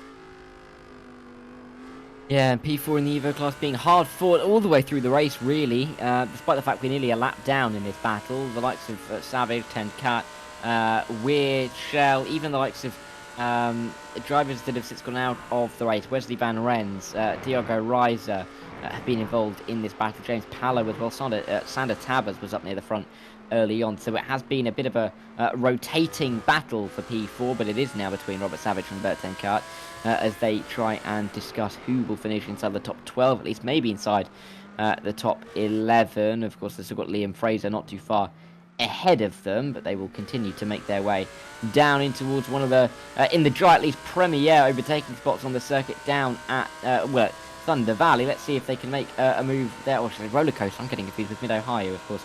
The roller coaster, but Bert ten Kart looking for any kind of line. He's picking up a slipstream, but then you get back into the slipstream, and you find that you can see absolutely nothing, Joe. It's like going onto the M or the A1M in the wet, isn't it? It really is. I was just checking on Charles Draycott's Split A broadcast, and ironically, the first thing that I saw was one of the Alpha 1 esports machine cars going straight into that barrier that we saw earlier. It wasn't quite as drastic as what we saw in our practice session, but again, that's definitely a troubled barrier that iRacing will need to take a look at. One of the cars was sent straight back on itself in the exact same corner from earlier, and it seems like some of these drivers are having a little bit of an issue in some similar positions that we find ourselves in. Jan Osberg is in the pit lane. The leader enters the pit for the first time. Let's see how he gets on. Is he going to have a quicker stop than his teammate did earlier? They were pretty close to one another before the pit window, before his teammate left him. And let's see where he comes out. Edward Adcock inherits the lead temporarily. And yeah, let's see if we can get under a 12-second stop and compare those gaps between the two Porsches when they make their way back onto the circuit. And I'm going to try and see if I can catch what the gaps are looking like in A-Split, just to see if anything's quite familiar. Bearing in mind, we're now down to the top 11 drivers still on the lead lap. Everybody else one lap down, but again, the gap's still massive toward the front of this field. And yeah, Jan doing exactly what he needs to do at the moment. Stationary stop was 13.4, which is not by any means the quickest. We've had a couple of drivers in the 10s and the 11s, so all in all, it won't matter too much, the race result. But yeah, slightly longer pit stop for Osberg than we saw from his teammates slightly earlier on. Yeah, definitely. But either way, I don't think it's going to matter a great deal with 50 minutes left in the race. If Edward Adcock somehow manages to defy all rules and probably laws of any kind of physics and stays out to the end of this race, then maybe we've got a race on our hands, but I don't really think that's going to be an option at this point in time. The problem for Jan Osberg may be that he's got Robin L. Brown not too far in front of him, and then some Evo drivers to lap as well, but either way, he is in a very strong position in this race, and I doubt he's going to be looking backwards for the rest of it. Only 14 minutes 30 seconds left now, and when he crosses the line we will have 7 more laps to go. So really not a great deal of opportunities left for anybody to make too many more moves, as through parts of this circuit where it's going to be single file, I'm thinking between the S's, or really throughout the entirety of the opening sector even, drivers aren't going to be able to make moves there. There's only about 2 or 3 overtaking spots on the lap, and at this point you're going to be thinking, well, we've only got about 20 overtaking opportunities left in the entire race, and where's that time suddenly gone? Yeah, I had to be careful there, did Osberg, as he's getting himself through the blue flag traffic. Andy Charles doing so well, the only driver in the Evo class still on the lead lap, so he's right up there in the top 6 on the circuit. But again, as I say, Jan's got to be really careful here not to get caught up while passing this traffic. You can be such a bystander in a lot of these situations. Someone could come from a couple seconds back, miss the braking point, and all of a sudden you become a bit of a bowling pin and you just get driven off the circuit. So he's got to do what he can to dispatch these drivers ahead and not only get past them, but he's got to get a move on and try and give himself some clean air in front, but also behind, just to mitigate that risk of somebody else damaging his race. All going well so far at the moment. What he won't like to see is those 2 cars ahead of him getting so close on track, just in case there's an incident ahead that he has to take avoiding action. And avoiding action is not something you want to be taking, especially any kind of sharp movements in conditions like this. If you turn the steering wheel, it's either not going to respond or respond in such a way that the rear end goes and you can't get the control back of the car. So drivers are going to be careful when trying to make avoiding manoeuvres, but that will either therefore create more of a collision in front or mean that drivers are just going to be sliding their way off the road and into the barrier, and maybe piling up onto the circuit in a little bit more of a way than people coming through may be hoping for. Such as Jan Osberg and Robin Noel Brown, as Noel Brown gets to the inside, who I believe is Bert Ten Kart there in the number 7 car. Is that the 117? Difficult to see from this angle. 70, at least at the front of that, as they run their way down in towards. Yes, it is Bert Ten Kart, 72, of course. Down in towards the roller coaster, and backing out is Jan Osberg. He knows that he doesn't have to force these kinds of moves. No, totally right, and not worth it in these conditions, really. If he's got, well, he does have a car behind him. A big enough gap to Robin Aston. Eddie Adcock has just come into the pit lane as well. And, oh, we missed this. Jan has, the other Jan, is out of the race in the pit lane. Did we miss that, or have I just missed that?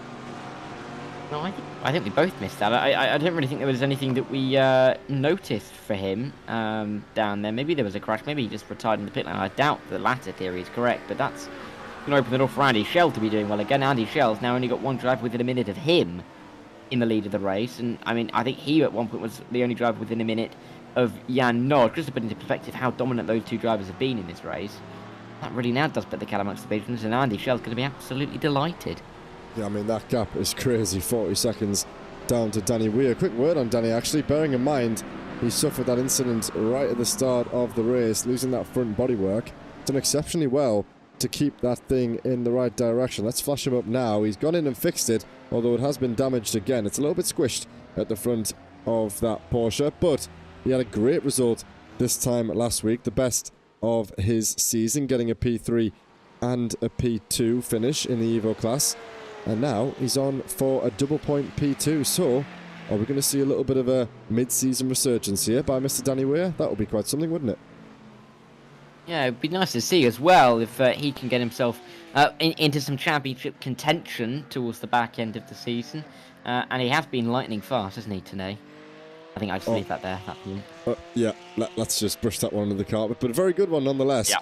And I'm sure that he would tend to agree. So, yeah, to be honest, Dara, it was that good, I nearly didn't even realise that you'd said it, actually.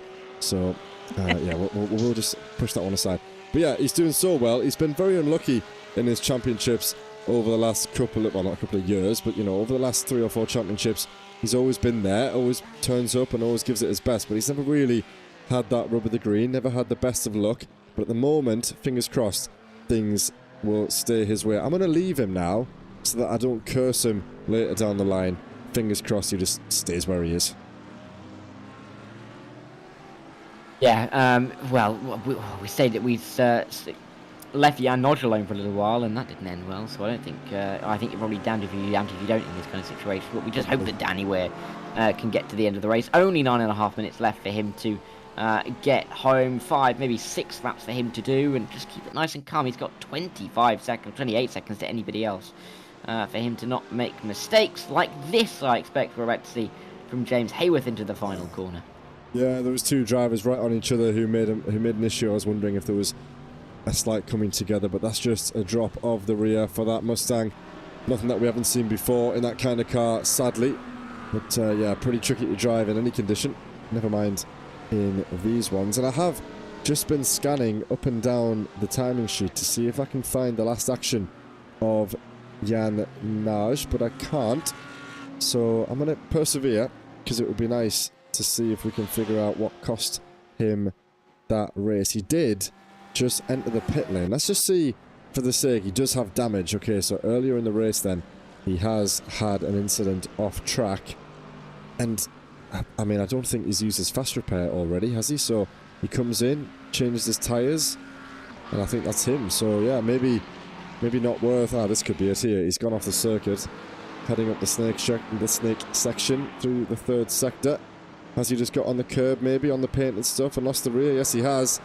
And he's gone careering off into the barrier at high speeds. Thankfully, it hasn't catapulted him back across the circuit. Not what you like to see, because him and his teammate were doing so well at the front of the field for most of this race. Yeah, it'd be nice to see them towards the front of the field, and disappointing that the race ended in such a manner, but still one of them holding firm out in the lead of the race, and Jan Rosberg doing a stellar job to keep himself there, as he has been all race long. It's interesting that he was able to build up such a lead so early on and not really been able to push on since then. Even throughout the middle stages of the race, wasn't able to really extend that gap to the likes of Edward Adcock, but still been more than comfortable enough for him to not feel too under pressure. And as he crosses the line now, we're going to have 4 laps to go with Jan Rosberg. And Edward Adcock, if he's going to win this race, has to gain 3 seconds a lap and make a move. And if he's heading a lap time over 2 minute 2.9, you're not really going to be able to find 3 seconds on that, I don't think. No, you're not. Let's see. It was a 2:06.5 and then a 2:06.8 for Mr. Adcock. So not improving enough at all to get himself up in with a chance at winning the race. Still, a lot to play for. He could still make a mistake ahead, Jan, but he's done so well so far. I would suggest that that's probably not going to happen. A quick look then. Rob Gregg, let's flash up him because he will have Jan Rosberg somewhere behind him. Is he going to come appearing over this hill, or was that just a temporary blue flag? I'm not quite sure what we saw there, but it looked as though Andy Chell had been taken, but he hasn't. So we're not going to see the whole field lapped, which is probably for the best, really, but it would have been an absolute monumental effort if Jan could have managed that. Closest battle that we have on the circuit at the moment, though, is Robin Noah Brown, still under pressure from Robin Aston, who we saw earlier, these two having a little bit of a squabble. And this may rage on, actually. I think Robin would quite fancy himself to put a little bit of pressure under his sister team, but again, probably not worth the risk for too much, let's say. Yeah, I think a lot of the drivers now just want to get to the end of the race. 6 minutes to go. I mean, the sun is starting to peek out from behind the clouds, but they just want to see, I'm sure, the back of this Virginia International Raceway. If you're enjoying this from a driver's perspective, then I don't think there's much helping you. I mean, this kind of race doesn't come around very often, with the wet conditions, with the tight and twisty nature of the circuit, with the wideness of the runoff areas, in the fact that you can make mistakes, go off the circuit and not necessarily face too many heavy repercussions. It is very particular, very certain set of circumstances, and not something I think we're going to replicate. Oh my god. Replicate again in a long time in the ESR, and I don't think Noel Brown will like to replicate that again, because that looks pretty scary.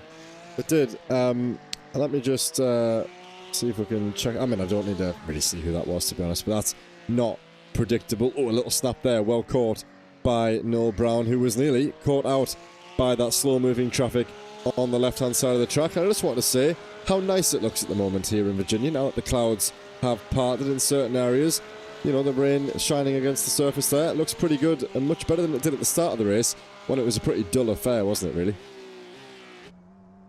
Oh. It was, it's fair to say, but it's brightened up a bit, and it's made the racing look all the merrier. If not, it's still quite difficult for a lot of these guys, and you can see still how much spray there is being kicked up as we come through the S's. We've been on board with a fair few cars through here, and you just cannot see the cars in front. You can just see where the spray's coming off. You could tell where they are, but you don't necessarily know for sure who, what, or where necessarily on the circuit the drivers are in front of you, and that can be a bit of an issue if you're racing in conditions such as this, it's fair to say. Yeah, completely right. There's been an issue for Mark van Mulken down there, who joins the long list of drivers who've had a little bit of a problem so far in this race. What's gutting, though, is that it comes so close to the end of the race. And Scott Kostrick, he is back in the pit lane. He was in P13 in class. He's probably going to lose out. Will he lose out? He's got quite a long margin. I'm not sure, is he out? No, he's back onto the circuit, so no positions lost there by Kostrick. He's got a nice, healthy margin of 45 seconds ahead of James Howarth. That's going well for him at the moment, and it's a nice 1, 2, 3 on the track between these three drivers. Andy Chell, Danny Weir and Daniel Poole. Admittedly, huge gaps between them, if I just flash that up quickly, but they are 1, 2, 3 sharing the road, just very far away from each other. Yeah, couldn't really get much further away from each other in terms of on this circuit. Oh my word, in terms of on this circuit, and the fact that if you get too far ahead, you're going to find yourself nearer to them on the circuit, by virtue of being nearly a full lap ahead. So almost impressive to see, but Rosberg doesn't particularly care about something like that. He cares about getting to the end. It's always fun to note some of the gaps, of course. Robin O'Brown being able to get ahead of Robin Aston, still 35 seconds off, looking like he may be able to pick up a podium in this race. But the fact that you could finish in P8 here and be a lap off the lead, it's incredible, really, when you think about it. Yeah, it is, and not that much more time left. We're into the final 2 minutes. Can you believe it? It feels like the first portion really dragged on, but then it's really disappeared over the last sort of 30 minutes or so. The only battle that we have on track is Hussein Sarakadesla looking to get one over Liam Fraser, the NSX against the Mercedes. This will be for P8 in the Premier Class. Hussein's just dropped off the back slightly on the run up the hill, so not quite as promising as how it looked in that opening sector, but nonetheless, gaps elsewhere. Actually, here's one to look out for as they exit turn 5 now. It's an out-of-class battle with Alex Conradt and Owen Seward, who keeps himself out the way nicely, and Ryan Abbott's absolutely nowhere in that frame. He's only coming round the first couple of corners now, so no challenge on Owen Seward at the moment. Let's continue with Sarakadesla and Fraser for the time being over the next minute and a half, and then hopefully we'll be able to take Jan Asper as he crosses the line. Yeah, it really has been an impressive display from Osberg, but Sarakadesla being able to stick in there and be plucky and keep plucking away at the possibilities in this race has also been impressive to see. Liam Fraser, I'm sure he wouldn't mind getting himself into the top 11 overall in the final couple of minutes, and he's got a chance to do so in the final lap. Ooh, that looks a little bit nervy. They're out of the final quarter. That won't be the best of exits, and that won't be a good enough run towards turn 1. You wouldn't expect to have any kind of go. And where is the car? Because, you know, I know I need new glasses, but I cannot see the car in front when you're in that kind of spray. And it's just impossible to judge where you're going to make a move in those situations. No, completely, and even with the sun as well, it might make it slightly harder. We saw on Monday night the sun glare down at the turn 1 was almost unbearable. It's not quite as bad in these conditions. A little bit of a slide there by Sarakadesla. You can tell he's eager to try and get this position made up. The McLaren does well to stay out of trouble. But yeah, with the sun just starting to peek through the clouds now, it does just add that extra little thing. It might help them see a little bit better, but it could also, the glare could also get in the way. That mixed with the spray, not the best combination. Sarakadesla foot straight onto the loud pedal, and he's going to hold it there for pretty much all the way up the run through 6, 7 and 8. Lifts off as he re-enters the spray. Really searching for the grip, these two drivers, taking slightly differing lines there through that left-right section.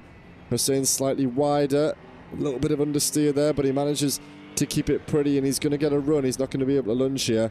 He's in an unfavourable position. That's late. Oh god, room has been left. If he can get this tucked in, could be a great opportunity. A little bit squirmy for the Mercedes, and that is Hussein through. I'm not sure if he intended to really make that move stick, but in the end he was there and he got it slowed down, picked up the place on the final lap. Jan Osberg is nearly going to complete it and will ride on board. Let's make sure that there's no incident between these two into another heavy braking zone. No, it's all good. Great move there by Sarakadesla.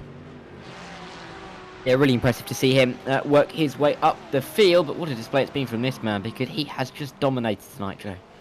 He has, and he is going to deservedly take the checkered flag. All but, I'm not sure, is that all but 8 drivers finishing on a lap down, should I say. Only 7 other drivers finishing on the same lap as this man. Jan Osberg, the 199 driver for Sheep Valley Racing, has done probably one of the finest jobs in these conditions that I've seen in some time. So a great effort by him. Shame for his teammate he couldn't share that finish with him, but nonetheless, I'm sure he'll be thoroughly satisfied with that. Eddie Adcock comes across the line second in the Premier Class to keep his championship fight on the table. However, Robin O'Brown ascended from the top 9 all the way onto the podium, and that is a statement for Adcock, who was really battling for second for a large portion of the race, but no, Brown has really come back through it in that final phase, and he's really cut that deficit down. Yeah, impressive. Very impressive to see how some of these drivers have been able to fight throughout this race, even if the starts of the race, or even if the pace hasn't necessarily been there all the way through. A race where, if you can keep going the pace will either you will either start to be able to find it, or some other drivers making mistakes around you will give you an extra couple of spots. And we've seen a few of those drivers being plucky here this evening and picking up points because of it. And it is always great to see drivers benefit from positions such as that. Daniel Poole, we barely mentioned his name, got P3 in the Evo class, and that's just by keeping his nose clean, finished half a minute off the lead. But it doesn't really matter. He's got all the points he needs, 80 of them coming to him after this race. Yeah, so all in all, very good. It was a little bit, the gaps were quite big for the large portion of that race, but considering the circuit, considering the conditions, I'm pretty confident this will be one that the drivers are happy to see the back of. We head back to dry conditions for the next couple of weeks, which will be, I'm sure, very welcomed by some of these drivers. Here's our race winner, though. He's done his parade lap, he's completed the in-lap, and now he can sign off for the night. Hopefully, he comes to give us a quick word. Let's see if he does or not.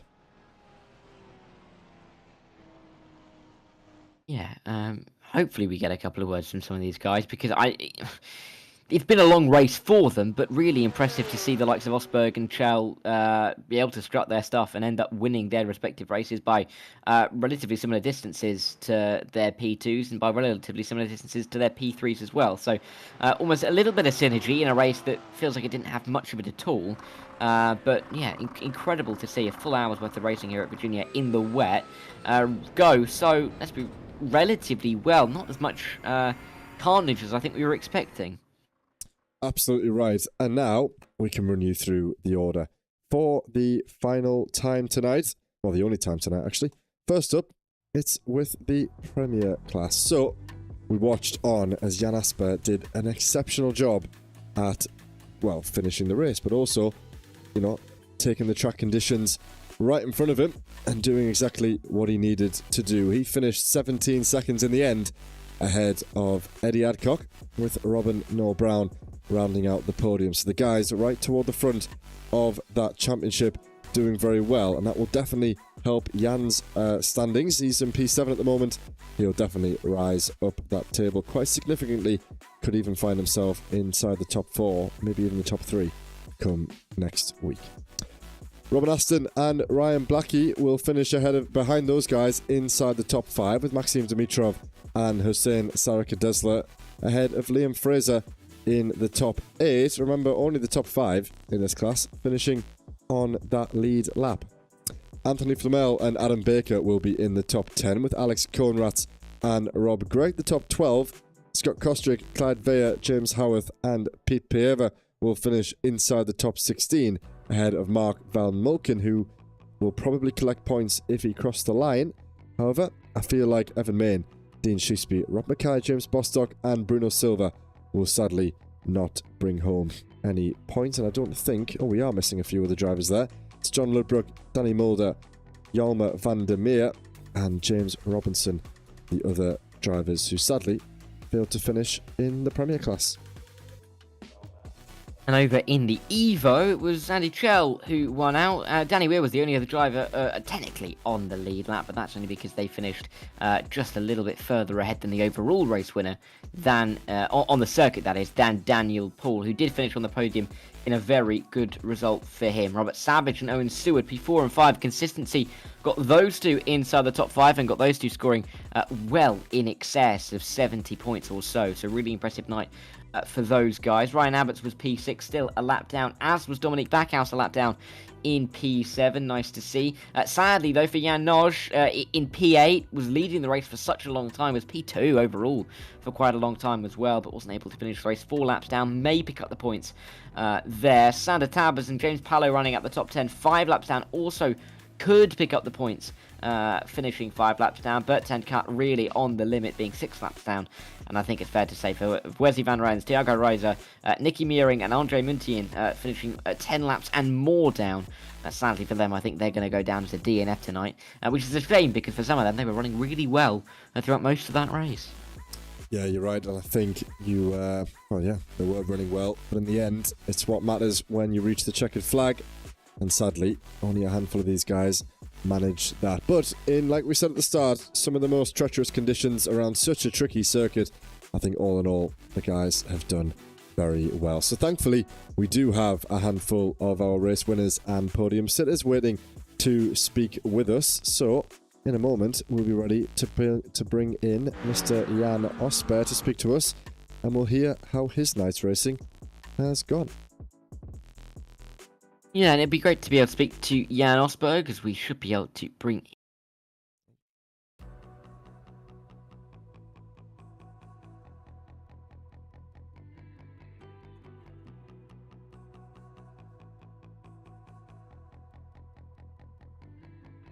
Okay. Hello, mate. Sorry, I clicked the wrong button. We're back. Ah, perfect. Right. I'm back in. Jan, sorry about that. I think it's a bit confusion of who was going where. Can you hear us again? Yeah, sorry, I'm here. I can hear you. Sorry, Jan. That was all my bad. I clicked the wrong button. I ended up with Chaz and Ed over in the other booth. So I'm back here now to speak to you. Let me just say, mate, first of all, I mean, what a drive. I'm sure you're aware about who you were, the laps that you were putting in, and you lapped pretty much 80% of the field in the end. So first, if you just talk us through qualifying for one, and then the race start, which is the most, the critical part, to get yourself away well, and then just how you manage that race overall without making seemingly any mistakes, really. No, I think no, but I mean, I had actually no choice. I had to take pole because my VR set gives me so bad FPS if I'm behind people, so I had to take pole. So it was giving it all. No, but I built it up slowly. Actually, I don't know the track from before, so I did just 19 laps in the dry, and then I did all the training in wet. And I like wet. Me and my friend, my teammate, we are from Sweden, and we don't only have wet roads, we have ice roads. I think it helps us.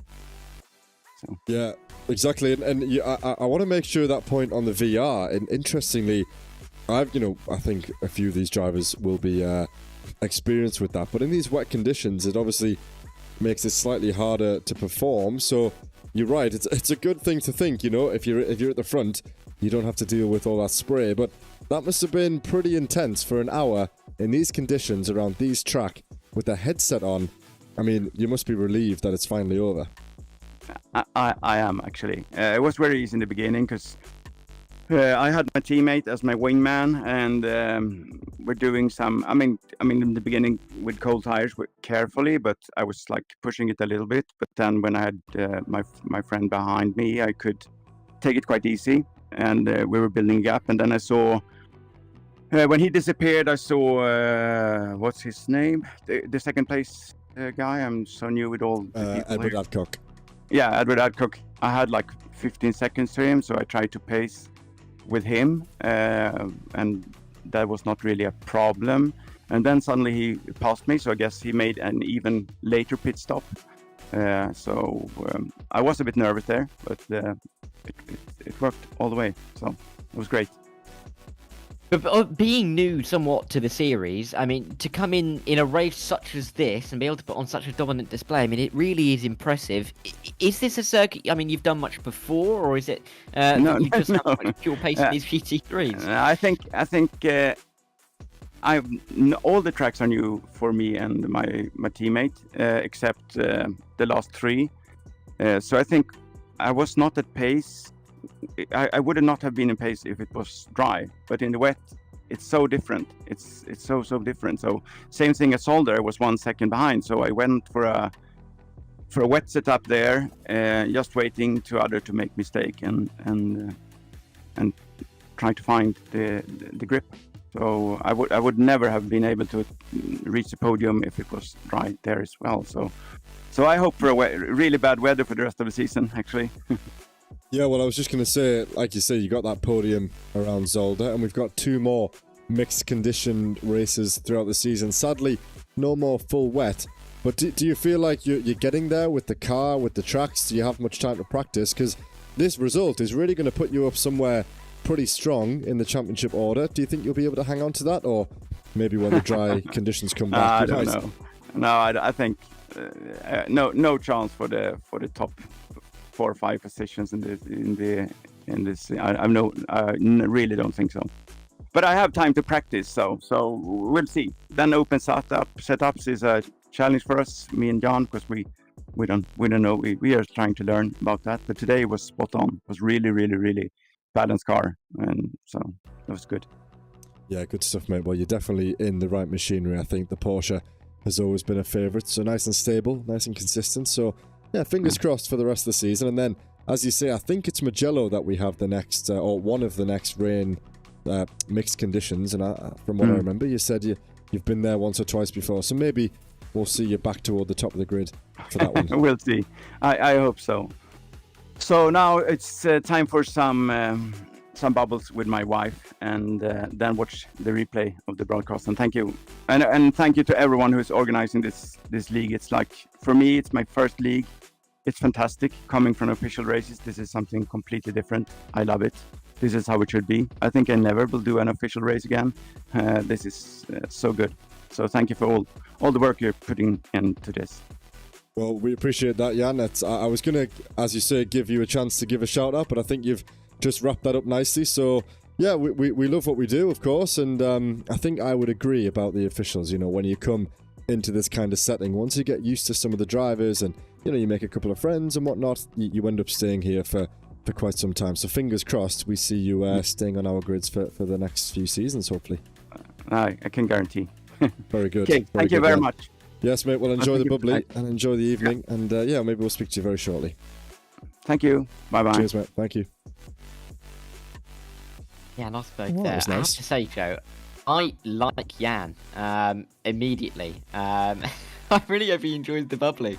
He deserves it after that kind of performance. Another driver that deserves some bubbly after an incredible display is our Evo Championship leader, Andy Chell. Andy joins us now. Can you hear us, Andy? I can, gentlemen. Can you hear me? I can, mate. Very good. So, first of all, just talk me through that. It was the first full wet session that we've had all season in the Porsche, which is, as we've just said, a very consistent machine.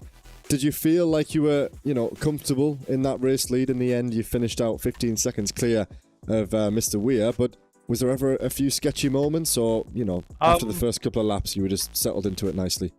Yeah, I mean, it's a very consistent car, the Porsche, as you say. So once you're in your groove with it, you're in your groove with it. I mean, there were a couple of moments, just where the nature of wet tracks, it's different every lap. So sometimes NASCAR was the worst one for me. Was it'd be a little wet on the outline, a little bit more than it was, and it'd drag you out onto the racing line, which made braking difficult. But no, other than that, it was just drive it, let it go where it wanted, and keep it on track. And you know, consistency is, as they say, king. So yeah, honestly, it was it was a tough race. I'm not gonna lie, it was a tough race. I had some interesting battles with some people. Jan, we were separated, I think, by 0.5 for 7 or 8 laps.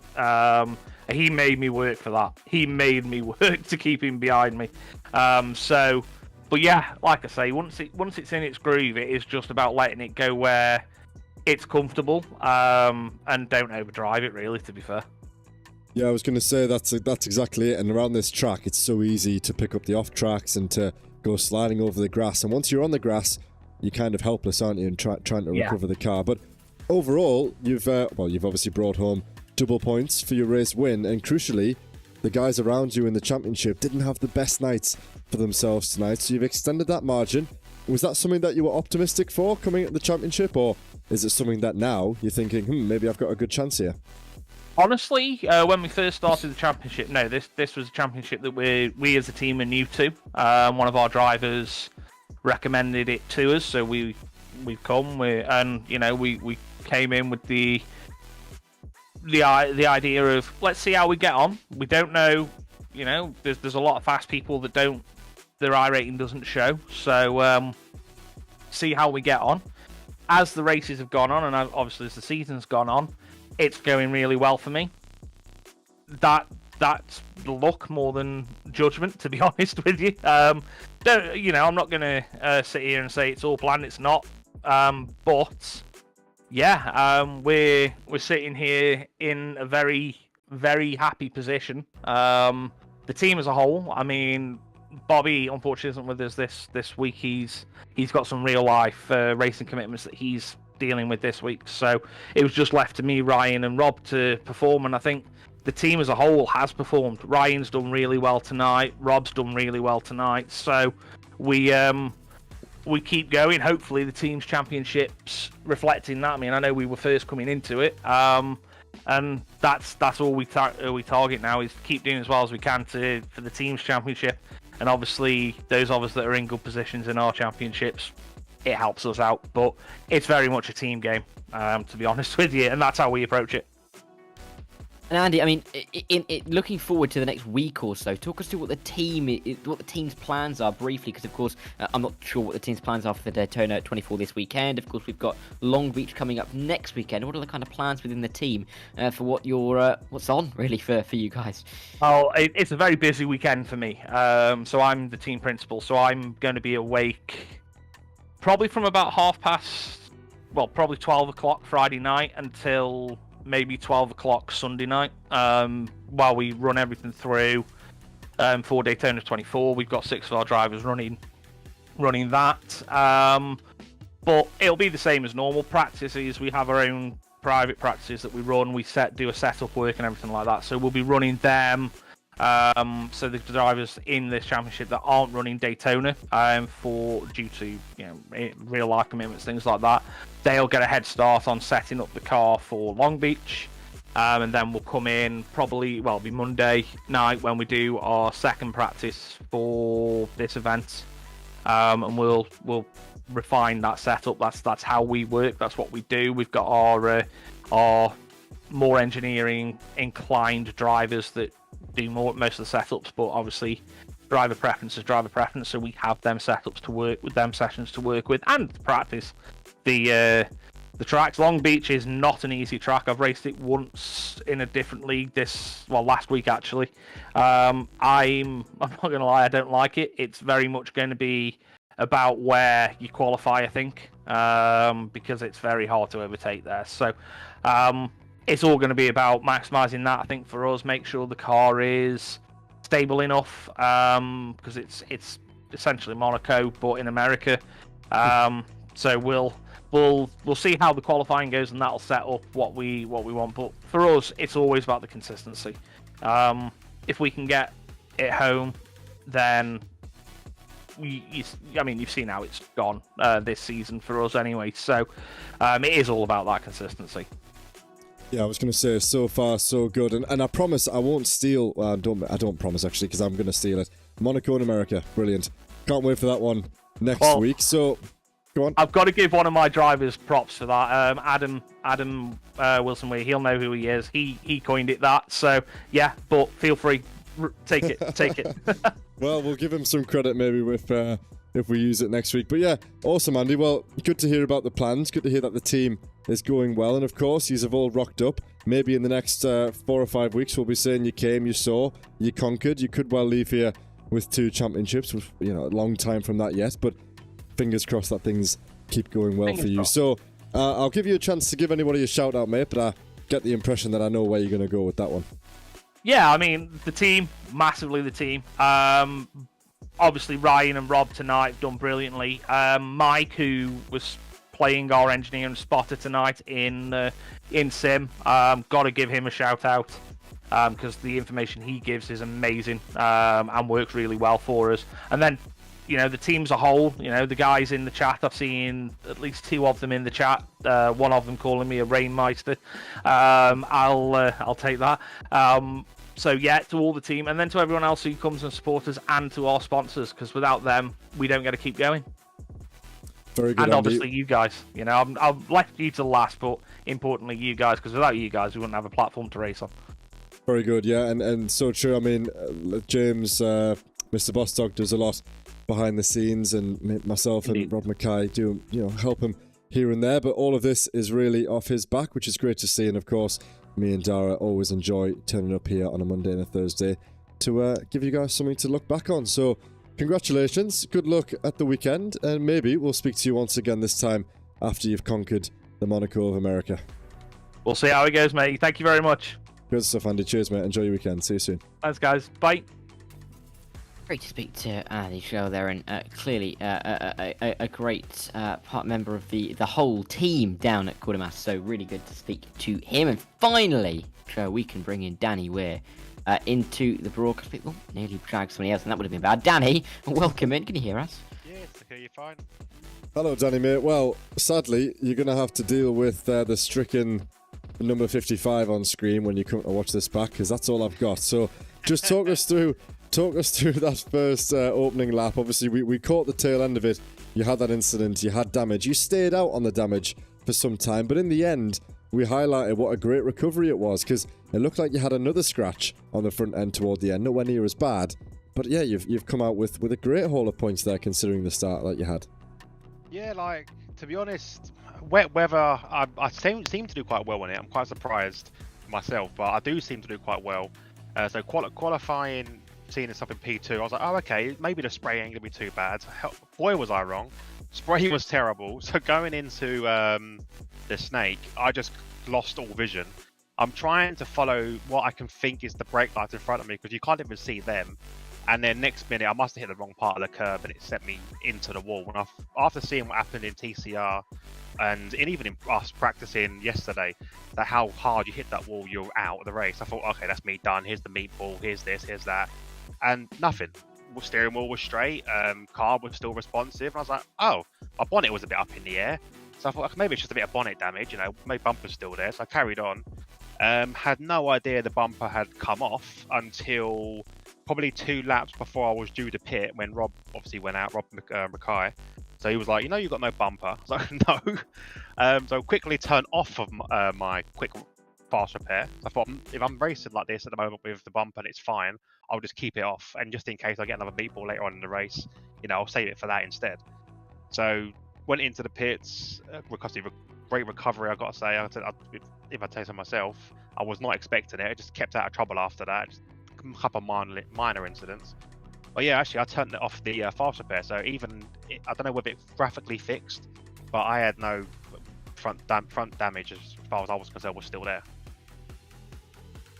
I mean, it seems that you've had quite to endure quite a lot, it's fair to say, in that race. Does that give you any kind of confidence boost going into next week? Long Beach, of course, very, very different circuit. We'll have very, very different conditions. Is there anything you can try and drag over from this race into next?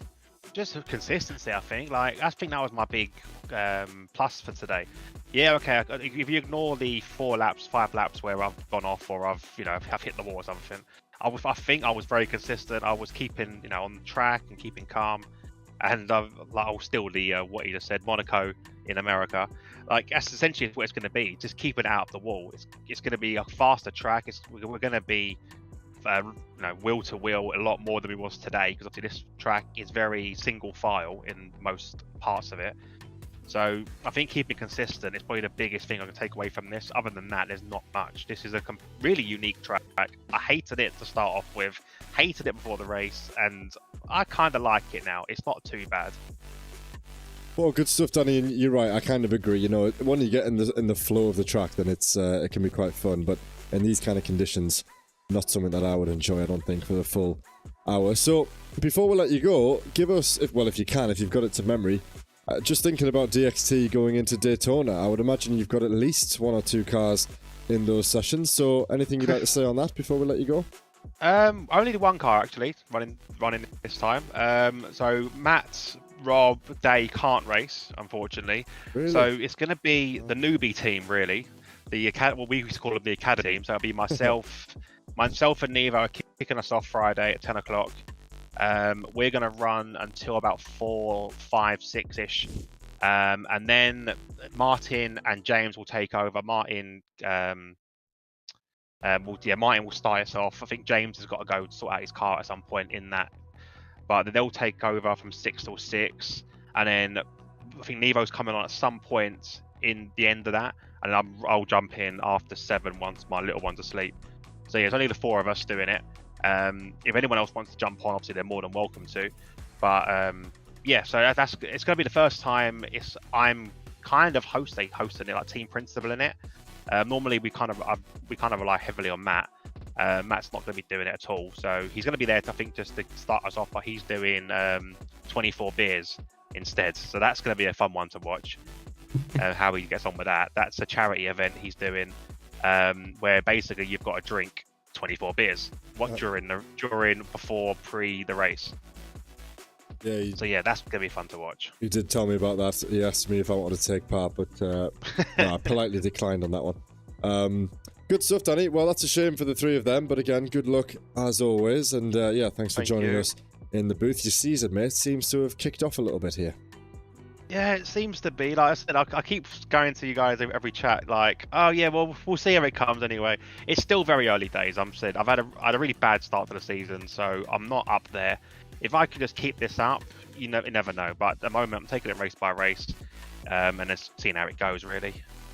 Good stuff, mate. Well, we'll wrap up there, and yeah, wish you the best of luck over the next couple of races. We'll see you over the weekend. We'll see you Monday. We'll see you Thursday, and then yeah, we'll be back in the normal swing of things. So, congratulations again on that result tonight, and yeah, good luck for the long one this weekend. No, thank you guys for streaming. I said I can't wait to watch it back. Really looking forward to it. Good stuff, mate. I appreciate that. I'll see you soon. See you in a bit. Go then, Danny. We're joining us for an interview once again. Always great to speak to drivers who have had such great success, Joe. And I think that's pretty much where we can wrap it up tonight. Absolutely right. We are done, which is nice to see. And yeah, I'll do our quick closure, and then we will end for tonight. So, all in all, a pretty good session back in the 1 hour format, and then we return, as we said, next week to Long Beach, which is a track that ESR has not raced at yet in all of its 7 seasons. So it'll be a track that's new for many, many drivers. That tight turn 3 or turn 4, I think it is, basically single file through there, which will be extremely interesting to see how people get on through there. But for now, that's going to be it from us here in Split B. You can always go back and check out the action over on Split A. That can be found over on the Chaz Draycott Media YouTube channel as always. But for now, before we go, I'll give you a quick wrap up of our series information. As always, you can join us by scanning the QR code on screen now, and you can join the waiting lists for our GT4 TCR multi-class series on a Monday and our GT3 Thursday session. Not too many guys in the waiting list, but yeah, there'll definitely be a few people in the queue. It's about this time of the season when we start trying to freshen things up. If anyone is no longer taking part in the championship, we'll try and get a few extra people in, so there's still a chance for everybody. We also have sessions running on Wednesdays and on Sundays in the practice league, so anyone is able to join them. Just let us know that you want to take part, and we'll sort you out with an invite to that session. So, as always, thank you everybody for watching and everyone who stayed up until the end. And that's going to be it for this week. We'll catch you after Daytona, after what will be a very long weekend, back on Monday for the GT4 TCR series around the Long Beach circuit. Thanks for watching, and we'll see you then.